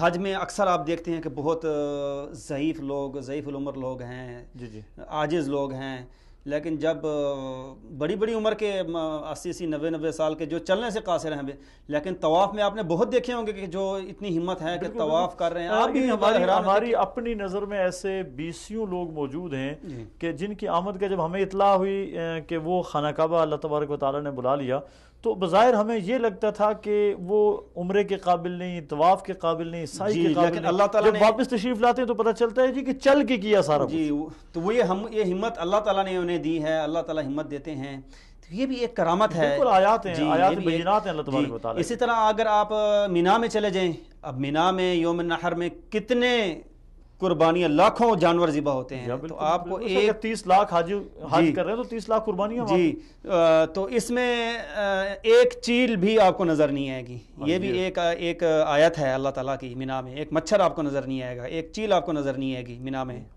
تو یہ آیات اور معجزات بھی ہمیں حج سے سیکھنے ملتے ہیں. ملتا ہے. جی اس کے علاوہ آپ دیکھتے ہیں کہ یہ ہمارا جو تعلق ہے کعبۃ اللہ سے یا صفا سے، مروہ سے، مشاعر سے، یہ ہمارا تعلق پچھلی امتوں سے جوڑتا ہے ہمیں. جی آپ دیکھتے ہیں کہ یہ کعبۃ اللہ کی بنیادیں کس نے رکھی ہوئی ہیں؟ آدم علیہ السلام نے. تو یہ نہیں، اس سے پہلے آدم علیہ السلام کے دور میں تو کعبہ موجود تھا. پھر ابراہیم علیہ السلام نے اس کا جو عمارت، اور اسماعیل علیہ السلام نے جو ہے ابراہیم قواعدہ، آپ صلی اللہ علیہ وسلم نے حجر اسود اس میں نصب فرمایا. ٹھیک ہے، اور یہ سب کے سب انبیاء نے یہاں طواف کیا، جی حج کیا. اور اسی جگہ میں ہر سال ہزاروں سال سے یہ سلسلہ چل رہا ہے. اسی جگہ پہ ہم سب طواف بھی کرتے ہیں، اسی جگہ میں ہم بوسہ بھی دیتے ہیں. یعنی ہمارا ایک ربط جڑ جاتا ہے پچھلی تاریخ اسلام کے ساتھ بھی اور پچھلی تاریخ کے ساتھ بھی. ہمارا یہ جڑ جاتا ہے، رابطہ ہو جاتا ہے ہمارا. گویا ہزاروں سال کی تاریخ جو ہے نا، یہ ہزاروں سال کی ہماری تاریخ، لیکن رابطہ ہمارا منقطع نہیں ہوتا ان کے ساتھ. ٹھیک ہے. اس کے علاوہ آپ دیکھتے ہیں کہ حج میں ہم مطلب پرعزم رہتے ہیں. یہ بھی ہمیں عزم کی تو ایک بہت بڑی، یعنی انسان کو حوصلہ اور عزم ہمت جو ملتی ہے حج میں. جی مایوس نہ ہونا، یہ بھی مایوس نہ ہونا، صبر کرنا. آپ دیکھتے ہیں اس کے بھی جو بیک گراؤنڈ پہ جائیں، حضرت سیدہ ہاجر علیہ السلام، حضرت ابراہیم علیہ السلام کی جو اہلیہ تھی، جب ابراہیم علیہ السلام نے انہیں چھوڑا تھا ادھر اللہ تعالیٰ کے حکم سے، دعا دن غیر دی ذرا اسی جگہ میں، تو ساتھ چھوٹے سے بچے تھے اسماعیل علیہ السلام. تو ان کے پاس کچھ چند کھجوریں اور زمزم تھا جب وہ چھوڑ کے گئے تھے. جب انہوں نے پوچھا تھا کہ آپ ہمیں یہاں زمزم تو نہیں، ہاں نہیں پانی تھا. جی تو پہلے انہوں نے پوچھا کہ آپ ہمیں چھوڑ کے جا رہے ہیں ایسی بے ایوان وادی میں. تو بعد میں انہیں اندازہ ہوا، پھر پوچھا کہ اللہ ہمارا کبھی ہاتھ، آپ کو اللہ نے حکم دیا؟ فرمایا جی مجھے اللہ نے حکم دیا. تو فرماتی ہیں کہ اذن فلا یضیعنا، کہ اللہ تعالیٰ ہمیں ضائع نہیں کریں گے. تو پھر وہ سیدہ حاجر علیہ السلام کیا کرتی ہیں، جب وہ پانی ختم ہو جاتا ہے، کھجور ختم ہو جاتی ہے، بچہ تڑپنے لگتا ہے، تو کیا کرتی ہیں، صفا پہ چڑھتی ہیں. معذرت کے ساتھ ہمارے ساتھ ایک حاجی مکہ مکرمہ سے کال پہ موجود ہیں، محترم حاجی عارف صاحب. السلام علیکم ورحمۃ اللہ. وعلیکم السلام. وعلیکم السلام ورحمۃ اللہ وبرکاتہ. حاجی صاحب آج آپ مکہ مکرمہ میں ہیں. اللہ تبارک و تعالیٰ آپ کے اس سفر کو آپ کے لیے مقبول اور باسعادت بنائے. جزاک اللہ. آمین. جی حاجی صاحب اپنے اس سفر کے کچھ مشاہدات ہمارے ساتھ شیئر کرنا پسند کریں گے؟ اچھا ٹھیک ہے. فرمائے کیسا لگا آپ کو یہ سفر؟ یار جی اتنا کہ میں زندگی میں پہلی مرتبہ ایسا سفر اللہ پاک نے کروایا ہے کہ یعنی ساری زندگی آدمی اس کو آئندہ بھی یاد رکھے گا اللہ کے فضل و کرم سے. جی حاجی صاحب آپ کا یہ سفر کس طرح؟ جی یعنی مطلب ہے کہ انتظامی اعتبار سے نہیں، میں ویسے ایک روحانی جو مشاہدات آپ کو نظر آ رہے ہیں اس کے والے سے پوچھ رہا ہوں. ایک مشاہدات یہ نظر آ رہے ہیں الحمدللہ مجمع کوئی ایسا سلجھا ہوا ہے اللہ کے فضل و کرم اور احسان سے کہ ہر آدمی جو ہے وہ فکر مند ہے اور اعمال میں لگا ہوا ہے اور اللہ سے دعائیں مانگ رہا ہے اور طواف میں بھی بھرپور طور پر لگے ہوئے ہیں. کوئی ساتھی فارغ نظر نہیں آتا ادھر ادھر پھرتا، یعنی اپنے اعمال ہی میں الحمدللہ لگے ہوئے ہیں ہر اعتبار سے. پھر جو ہمارے ہاں جہاں ٹھہرے ہوئے نا جی، وہ عملہ اتنا یعنی سلجھا ہوا عملہ ہے، انہوں نے اتنا اچھا رویہ کیا ہے. کھانے پینے کا انتظام اللہ کے فضل و کرم سے بہت ہی اچھا تھا.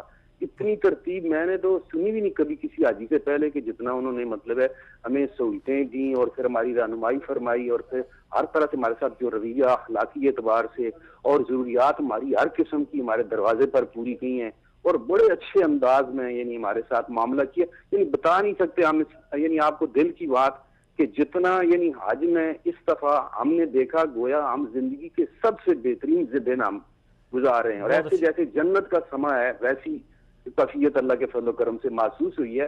یعنی گورنمنٹ آف پاکستان کی طرف سے بھی ہر طرح کی, اور دوسرا مقامی گورنمنٹ جو ہے یہ بھی ہمارے ساتھ بہت اچھا رویہ, ہر آدمی اچھا رویہ کرتا ہے اللہ کے فضل و کرم سے. حاجی صاحب ہر سال اللہ پاک آپ کو اللہ تبارک و تعالی ہر سال حج اور عمرے کی توفیق عطا فرمائے. یہ بتائیے گا کہ روحانی طور پر یہاں سے کیا لے کے جا رہے ہیں؟ روحانی طور پر میں تو پہلے گھر سے نیت لے کے آیا ہوں نہیں کہ جس ذات نے ہمیں پیدا کیا ہے نا جی, ہمارا مقصود وہ ذات ہے جی, باقی چیزیں ساری دوسرے درجے کی ہیں.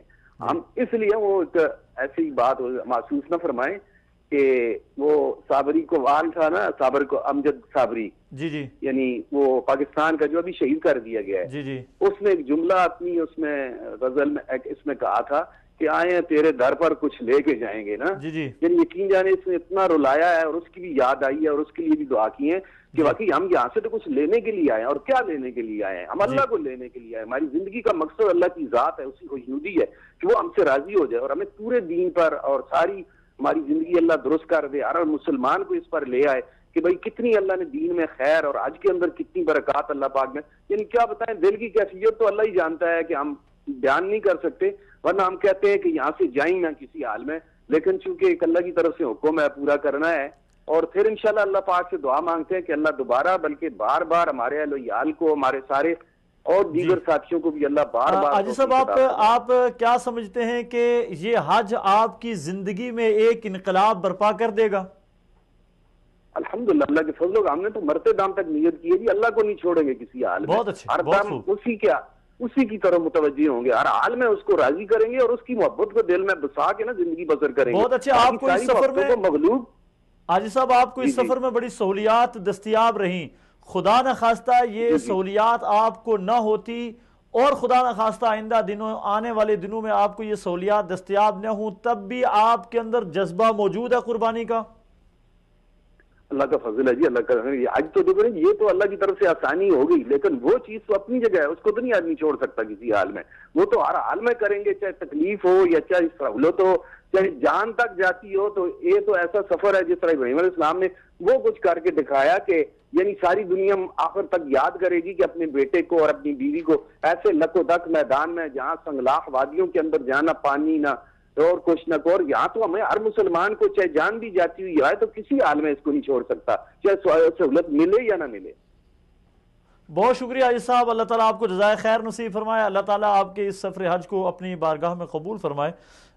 بڑا مختصر سا مگر بڑا خوبصورت پیغام تھا حاجی صاحب کی طرف سے, حاجی عارف صاحب کی طرف سے, جو ہمیں دے رہے تھے کہ حج انسانی زندگی میں ایک انقلاب برپا کر رہا ہے. تو ہماری گفتگو ہو رہی تھی کہ حج میں ایک ربط ہے جو انسان ہے اور پھر مایوسی سے بچاتا ہے. جی مایوسی سے. اب سیدہ ہاجر علیہ السلام کے قصہ ہم بیان کر رہے تھے کہ جب وہ پھر ادھر مروہ صفا کے پہاڑ پہ چڑھیں, اب دیکھتے ہیں صفا سے مروہ تک مطلب 420 میٹر جو ہے اس کا سفر ہے, وایا ہے, اور یہ ٹوٹل 7 چکر میں لیں تو 3 کلومیٹر تک کے قریب بنتا ہے, سمجھے 3 کلومیٹر کا سفر ہے. صحیح. تو سیدہ ہاجر نے ہمت نہیں ہاری, پہلے اوپر چڑھیں, پھر صفا کے اوپر دور تک نظر دوڑائی, کوئی ایسا کوئی نظر نہیں آیا, پھر اتری مروہ کی پہاڑی پہ چڑھیں, پھر واپس اسی طرح 7 چکر لگائے, لیکن مایوس نہیں ہوئی, ہمت نہیں ہاری. جی. تو آخر میں جب 7واں چکر تھا, جب ادھر مروہ پہ چڑھیں تو کچھ پھر بھی ناامید نہیں ہوئی, تو اللہ تعالیٰ نے راستہ کہاں سے کھولا, صفا سے, مطلب پانی کہاں سے چشمہ نکلا, اسماعیل علیہ السلام کے قدموں کے نیچے سے. جی. تو آپ دیکھتے ہیں کہ اسباب, یہی مطلوب ہے انسان سے کہ اللہ تعالیٰ کیا فرماتے ہیں, وَمَن يَتَّقِ اللَّهَ يَجْعَلْ لَهُ مَخْرَجًا وَيَرْزُقْهُ مِنْ حَيْثُ لَا يَحْتَسِبُ, کہ جو اللہ تعالیٰ کا تقوی اختیار کرتا ہے, اللہ تعالیٰ پہ توکل کرتا ہے, اللہ تعالیٰ اس کے راستے کھولتے ہیں. وَيَرْزُقْهُ مِنْ حَيْثُ لَا يَحْتَسِبُ, اسے پتہ بھی نہیں چلتا کہ رزق اس کہاں کے سے وہم گمان میں بھی نہیں ہوتا کہ کہاں سے جو ہے نا راستہ کھلے گا میرا. جی ہاں بے شک. تو آپ دیکھتے ہیں کہ وہ سفر وہاں کر رہی ہیں صفا مروہ پہ, تو زمزم کا جو کنواں ہے وہ یہاں نکل رہا ہے, اور ایسا کنواں ہے, پھر وہ آ کے زمی اس کا مطلب یہ بنتا ہے کہ رک جا. اگر مصنفین نے لکھا ہے کہ اگر یہ نہ کہتی تو یہ زمزم کا جو ہے پوری دنیا میں چشمہ ہونا تھا, ایک چشمہ ہونا تھا. لیکن اس میں بھی اللہ تعالیٰ کی ایک حکمت تھی کہ جو ہے نا اللہ تعالیٰ کے گھر بیت اللہ کے میں مہمان آنے تھے, تو اللہ تعالیٰ نے کہ ان کی تواضع کے لیے ایک ایسا چشمہ بابرکت پانی کا, تو وہ تو پھر چشمہ نہیں رہا, پھر وہ کنویں کی صورت جو ہے اختیار کر گیا. تو اس سے ہمیں جو ہے نا اس میں اگر میرے خیال میں تھوڑا سا زمزم پہ کبھی مستقل پروگرام بھی ہونا چاہیے. ہم گفتگو کریں تو میرے خیال میں زمزم ہی کہ اس پہ انسان غور کر لے تو اللہ تبارک و تعالیٰ کی پہچان بڑی آسانی سے ہو جاتی ہے کہ لاکھوں لوگ بیک وقت پی رہے ہیں جی, اور ہر ایک کے لیے حکم کیا ہے جی خوب سیر ہو کے خوب پئیں, بلکہ یہاں تک ہے کہ جیسے آثار میں سنت میں موجود ہے کہ اتنا پئیں کہ حتی تتضلع, کہ جب تک کہ آپ کو محسوس ہو کہ آپ کے اضلاع میں سے پانی آ رہا ہے, اتنا پئیں. یہ نہیں کہ تھوڑا تھوڑا پئیں بھئی یہ 30 لاکھ ہیں 20 لاکھ ہیں تاکہ پانی پورا آ جائے. اور یہ پورا سال چل رہا ہے, یہ سلسلہ آج نہیں پورا سال چل رہا ہے. اور یہ بھی نہیں کہ یہاں چل رہا ہے جی, یہاں کا زمزم پوری دنیا مدینہ منورہ میں آ رہا ہے, پوری دنیا میں جا رہا ہے. ٹھیک ہے, پھر پانی بھی بابرکت ہے. پھر ہمیں بھی کچھ ادب کا تقاضا اس کے لیے اس میں وہ کرنا چاہیے کہ ہم دائیں ہاتھ سے, بہت حجاج آپ دیکھتے ہیں کہ عام پانی کی طرح جو ہے نا انہیں, وہ عام پانی بھی بائیں ہاتھ سے نہیں پینا چاہیے, سنت ہے کہ آپ دائیں ہاتھ سے پئیں. اس کا زیادہ احترام کرنا چاہیے, اس کا تعظیم ہے, کیونکہ یہ ایک شعیرت ہے. اللہ تعالیٰ فرماتے ہیں وَمَن يُعَظِّمْ شَعَائِرَ اللَّهِ فَإِنَّهَا مِن تَقْوَى الْقُلُوبِ, کہ اللہ تعالیٰ کی شعائر کی تعظیم کرنا بھی ایک تقوی کی علامت ہے. تو زمزم جو ہیں وہ ایک الحمدللہ ہزاروں سال کے بعد بھی آج اب دیکھ رہے ہیں ایسا معجزہ ہے کہ جو آج بھی زندہ ہے. بالکل ایسا ہی ہے جی. اور یعنی اسی طرح ابھی حاجی صاحب, ابھی حاجی عارف صاحب ہیں جن کا ابھی آخری فون ہے, یہ ایک بات کہہ رہے تھے جو بہت پسند آئی. وہ بتا رہے تھے کہ ہر بندے کو مصروف دیکھ رہے ہیں, کوئی طواف کرنے کے لیے جا رہا ہے, کوئی سعی کے لیے. ہمارے ساتھ ایک اور حاجی ابھی کال پہ موجود ہیں, آپ کی بال کاٹ رہا ہوں. حاجی تیمور شہزاد صاحب موجود ہیں ہمارے پاس. السلام علیکم ورحمۃ اللہ. وعلیکم السلام. جی حاجی صاحب آپ حج کے سفر پہ ہیں, اللہ تبارک و تعالیٰ اس سعی کو قبول فرمائے. آمین. آپ سے پوچھنا یہ تھا کہ یہ سفر آپ کا کیسا لگا آپ کو؟ الحمدللہ بہت اچھا لگا, بہت مبارک ہے جی. انتظامات کے اعتبار سے بھی بڑے مناسب اور اچھے انتظامات ہیں. اچھا ماشاءاللہ. اس مرتبہ حاجی صاحب, اس مرتبہ ہم جتنے بھی پاکستانیوں سے بات کر رہے ہیں, ہر پاکستانی انتظامات کو بڑا سراہ رہا ہے, اس کی کیا وجہ ہے؟ اس کی وجہ یہ ہے کہ سابقہ سالوں میں جو کچھ شکایات آتی رہتی تھی, کانوں میں پڑتی رہتی تھی, تو مجمع کے ذہن میں تھا کہ فلاں مقام پہ کیا ہوگا, فلاں مقام پہ کیا ہوگا, فلاں مسئلے کا. اس سال ہر اسٹیپ پر اپلائی کرنے کے بعد حاجی گنج جا کر اپنے جو ضروری قواعد وغیرہ لانے تھے, اس موقع پر بڑی سی رہنمائی کرام کیا گیا. ابھی یہاں پر پہنچ کر بھی جس طرح قدم قدم پہ رہنمائی کی جا رہی ہے تو وہ بات سراہنے کے قابل ہے. بہت اچھے. تو حاجی صاحب آپ کی خانہ کعبہ پر پہلی نظر پڑی تو آپ کی کیفیت کیا تھی اور آپ نے کیا مانگا اپنے رب سے؟ خانہ کعبہ سے پہلی نظر پڑی تو ظاہری بات ہے, آنکھوں میں آنسو, بدن پہ ہلکا ہلکا لرزا, دل کا دھڑکنا, وہ کیفیات تھی. اور دعائیں مانگی ہے اللہ اس کے بعد جتنی دعائیں مانگو قبول فرما لے. بہت اچھی. یعنی آپ نے ایک ہی دعا میں ساری دعائیں مانگ لی؟ جی وہ ایسی جامع دعا ہے جس میں ساری بات آ گئی. یہ دعا آپ پہلے سے ذہن تیار کر کے آئے تھی یا اچانک ذہن میں آ گئی؟ تیار کر کے آئے تھے, پوچھتے رہتے تھے بڑوں سے, تو رہنمائی ہوتی رہتی تھی, تو اس میں یہ تیار کر کے. حاجی صاحب جو سب سے اہم پوچھنے کی بات ہے وہ یہ ہے کہ اس حج سے آپ کیا سیکھ کے جائیں گے اپنی آئندہ زندگی کے لیے؟ آئندہ زندگی کے لیے بس یہی عزم ہے کہ آدم علیہ السلام والی توبہ پچھلے گناہوں پر, اور ابراہیم علیہ السلام جیسی قربانی زندگی کرتے ہوئے اللہ کے حکموں کو پورا کرتے ہوئے قربانی, اسماعیل علیہ السلام جیسی اطاعت, اللہ کے حکموں کے سامنے ایسی اطاعت, حضور پاک صلی اللہ علیہ وسلم والی محنت. اب قیامت تک جتنے انسان ہیں ان تک کلمہ پہنچے, وہ جو بے دینی کی زندگی گزار رہے مسلمان, ان تک دین پہنچ کے وہ اللہ کو راضی کر کے دنیا آخرت میں کامیاب ہو جائیں. یہ محنت, یہ عزم انشاءاللہ اللہ تعالیٰ آپ کو جزائے خیر نصیب فرمائے. آپ نے جس عزم کا اظہار کیا اللہ تبارک و تعالیٰ آپ کو اس پہ ثابت قدمی نصیب فرمائے. بہت شکریہ.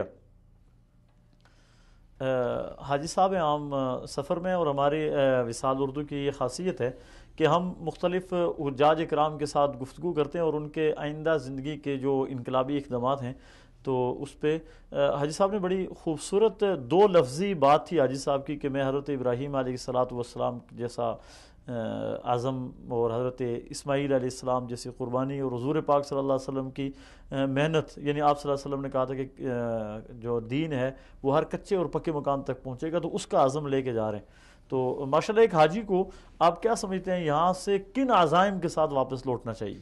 جی یہاں تو انسان جو حج سے جتنے بھی اسباق ہیں، جتنے بھی کچھ اسباق انسان اکثر تو حجاج کرام تو خود ہی تقریباً سیکھ لیتے ہیں حج سے. تو جتنے جو بھی سیکھا ہوا ہے سب کا سب ان کو یہ اور حج کا لحاظ رکھتے ہوئے ساتھ لے جانا چاہیے. اس طرح نہیں ہے کہ بس یہ یہاں سے بس جو سیکھا ہے یہاں چھوڑ کے جائیں، اس طرح نہیں. آپ دیکھ رہے ہیں میں وہ کالر کی بات کر رہا تھا تو انہوں نے کیا بتایا تھا کہ انہیں ایک بہت چیز اچھی لگی تھی کہ دیکھ رہے ہیں کوئی طواف کے لیے جا رہا ہے، کوئی سعی کے لیے جا رہا ہے، کوئی بال کٹوا رہا ہے، کوئی کیا کر رہا ہے، یہ سب مناسک ہیں. ابراہیم علیہ السلام نے جو کہا تھا وہ ارنا مناسک نہ، یہ اپنی آنکھوں سے دیکھ رہی ہیں وہ مناسک ہو رہے ہیں. اب دیکھیں یہ مناسک سے ہمیں یہ سیکھنا بھی چاہیے کہ دیکھیں حج ہمیں پابندی بھی سکھا رہا ہے. اب دیکھیں نا وہ اس جو آج طواف کر رہے ہیں وہ جو انہوں نے سعی بھی کرنی ہے، ابھی کل انہوں نے ترویہ میں یوم ترویہ ہے، کل مینا میں بھی جانا ہے، پرسوں یوم عرفہ ہے، عرفات میں بھی جانا ہے. یہ سارے مناسک ہیں بھی. ایسے مناسک ارکان جو ہیں جیسے یوم عرفہ ہے طواف زیارہ، یہ اگر نہیں کریں گے تو حج نہیں ہوگا. احرام ہے جیسے ٹھیک ہے، لیکن کچھ ایسے ہیں کہ اگر چھوڑ دیں گے تو آپ پہ دم ہوگا، آ جائے گا. جی تو یہ دیکھیں یہ پابندی. اور اکثر حجاج کرام آپ جمرات میں دیکھتے ہیں کہ افضل ان کی کوشش ہوتی ہے کہ ہم کنکریاں افضل ٹائم پہ ماریں. جی تو یہ پابندیاں جو ہیں نا یہ انہیں چاہیے کہ یہ پابندی وغیرہ جو بھی سیکھا ہے یہ اپنے ملکوں میں جا کے بھی اس چیز کے پابند رہیں. جیسا آپ دیکھتے ہیں کہ ان کی کوشش ہے کہ یار افضل ٹائم پہ ہی میں کنکریاں ماروں، حالانکہ افضل ٹائم کے علاوہ اور بہت ٹائم ہے جائز ٹائم، لیکن افضلیت کے پیچھے ایک بہت اچھا اقدام ہے، بہت اچھا اجتہاد ہے.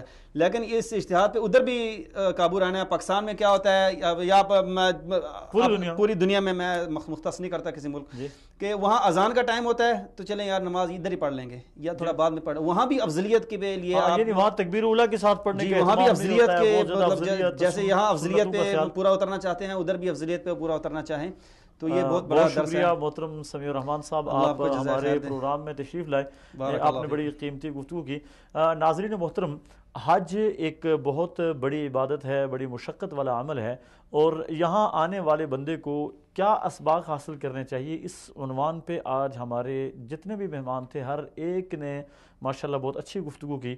اور میں سمجھتا ہوں کہ اگر دریا کو کوزے میں سمیٹا ہے مولانا ریحان ضیاء فاروقی صاحب نے، ان کا فرمانا تھا کہ حج کا ہر عمل انسان کو بندگی سکھاتا ہے، اور اللہ تبارک و تعالیٰ کا منظور بھی یہی ہے کہ اللہ تبارک و تعالیٰ بھی انسان سے بندگی ہی چاہتے ہیں.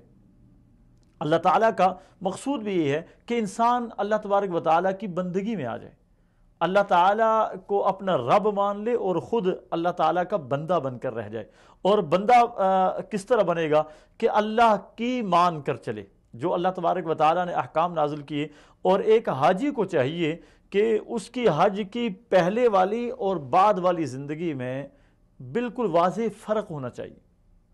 اگر حج ہے، حج سے پہلے اس کی زندگی میں فسق و فجور تھا، اس کی زندگی میں اسلام کی طرف رغبت نہیں تھی، اس کی زندگی دین سے دور تھی، اس کی زندگی میں رسول اللہ صلی اللہ علیہ وسلم کے اعمال آپ کی سنتوں کا احیاء نہیں تھا، تو حج کے بعد اس کی زندگی میں رسول اللہ صلی اللہ علیہ وسلم کی سنتوں کا احیاء ہونا چاہیے، نیک اعمال کی طرف رغبت ہونی چاہیے، زندگی سے فسق و فجور کو دور ہونا چاہیے.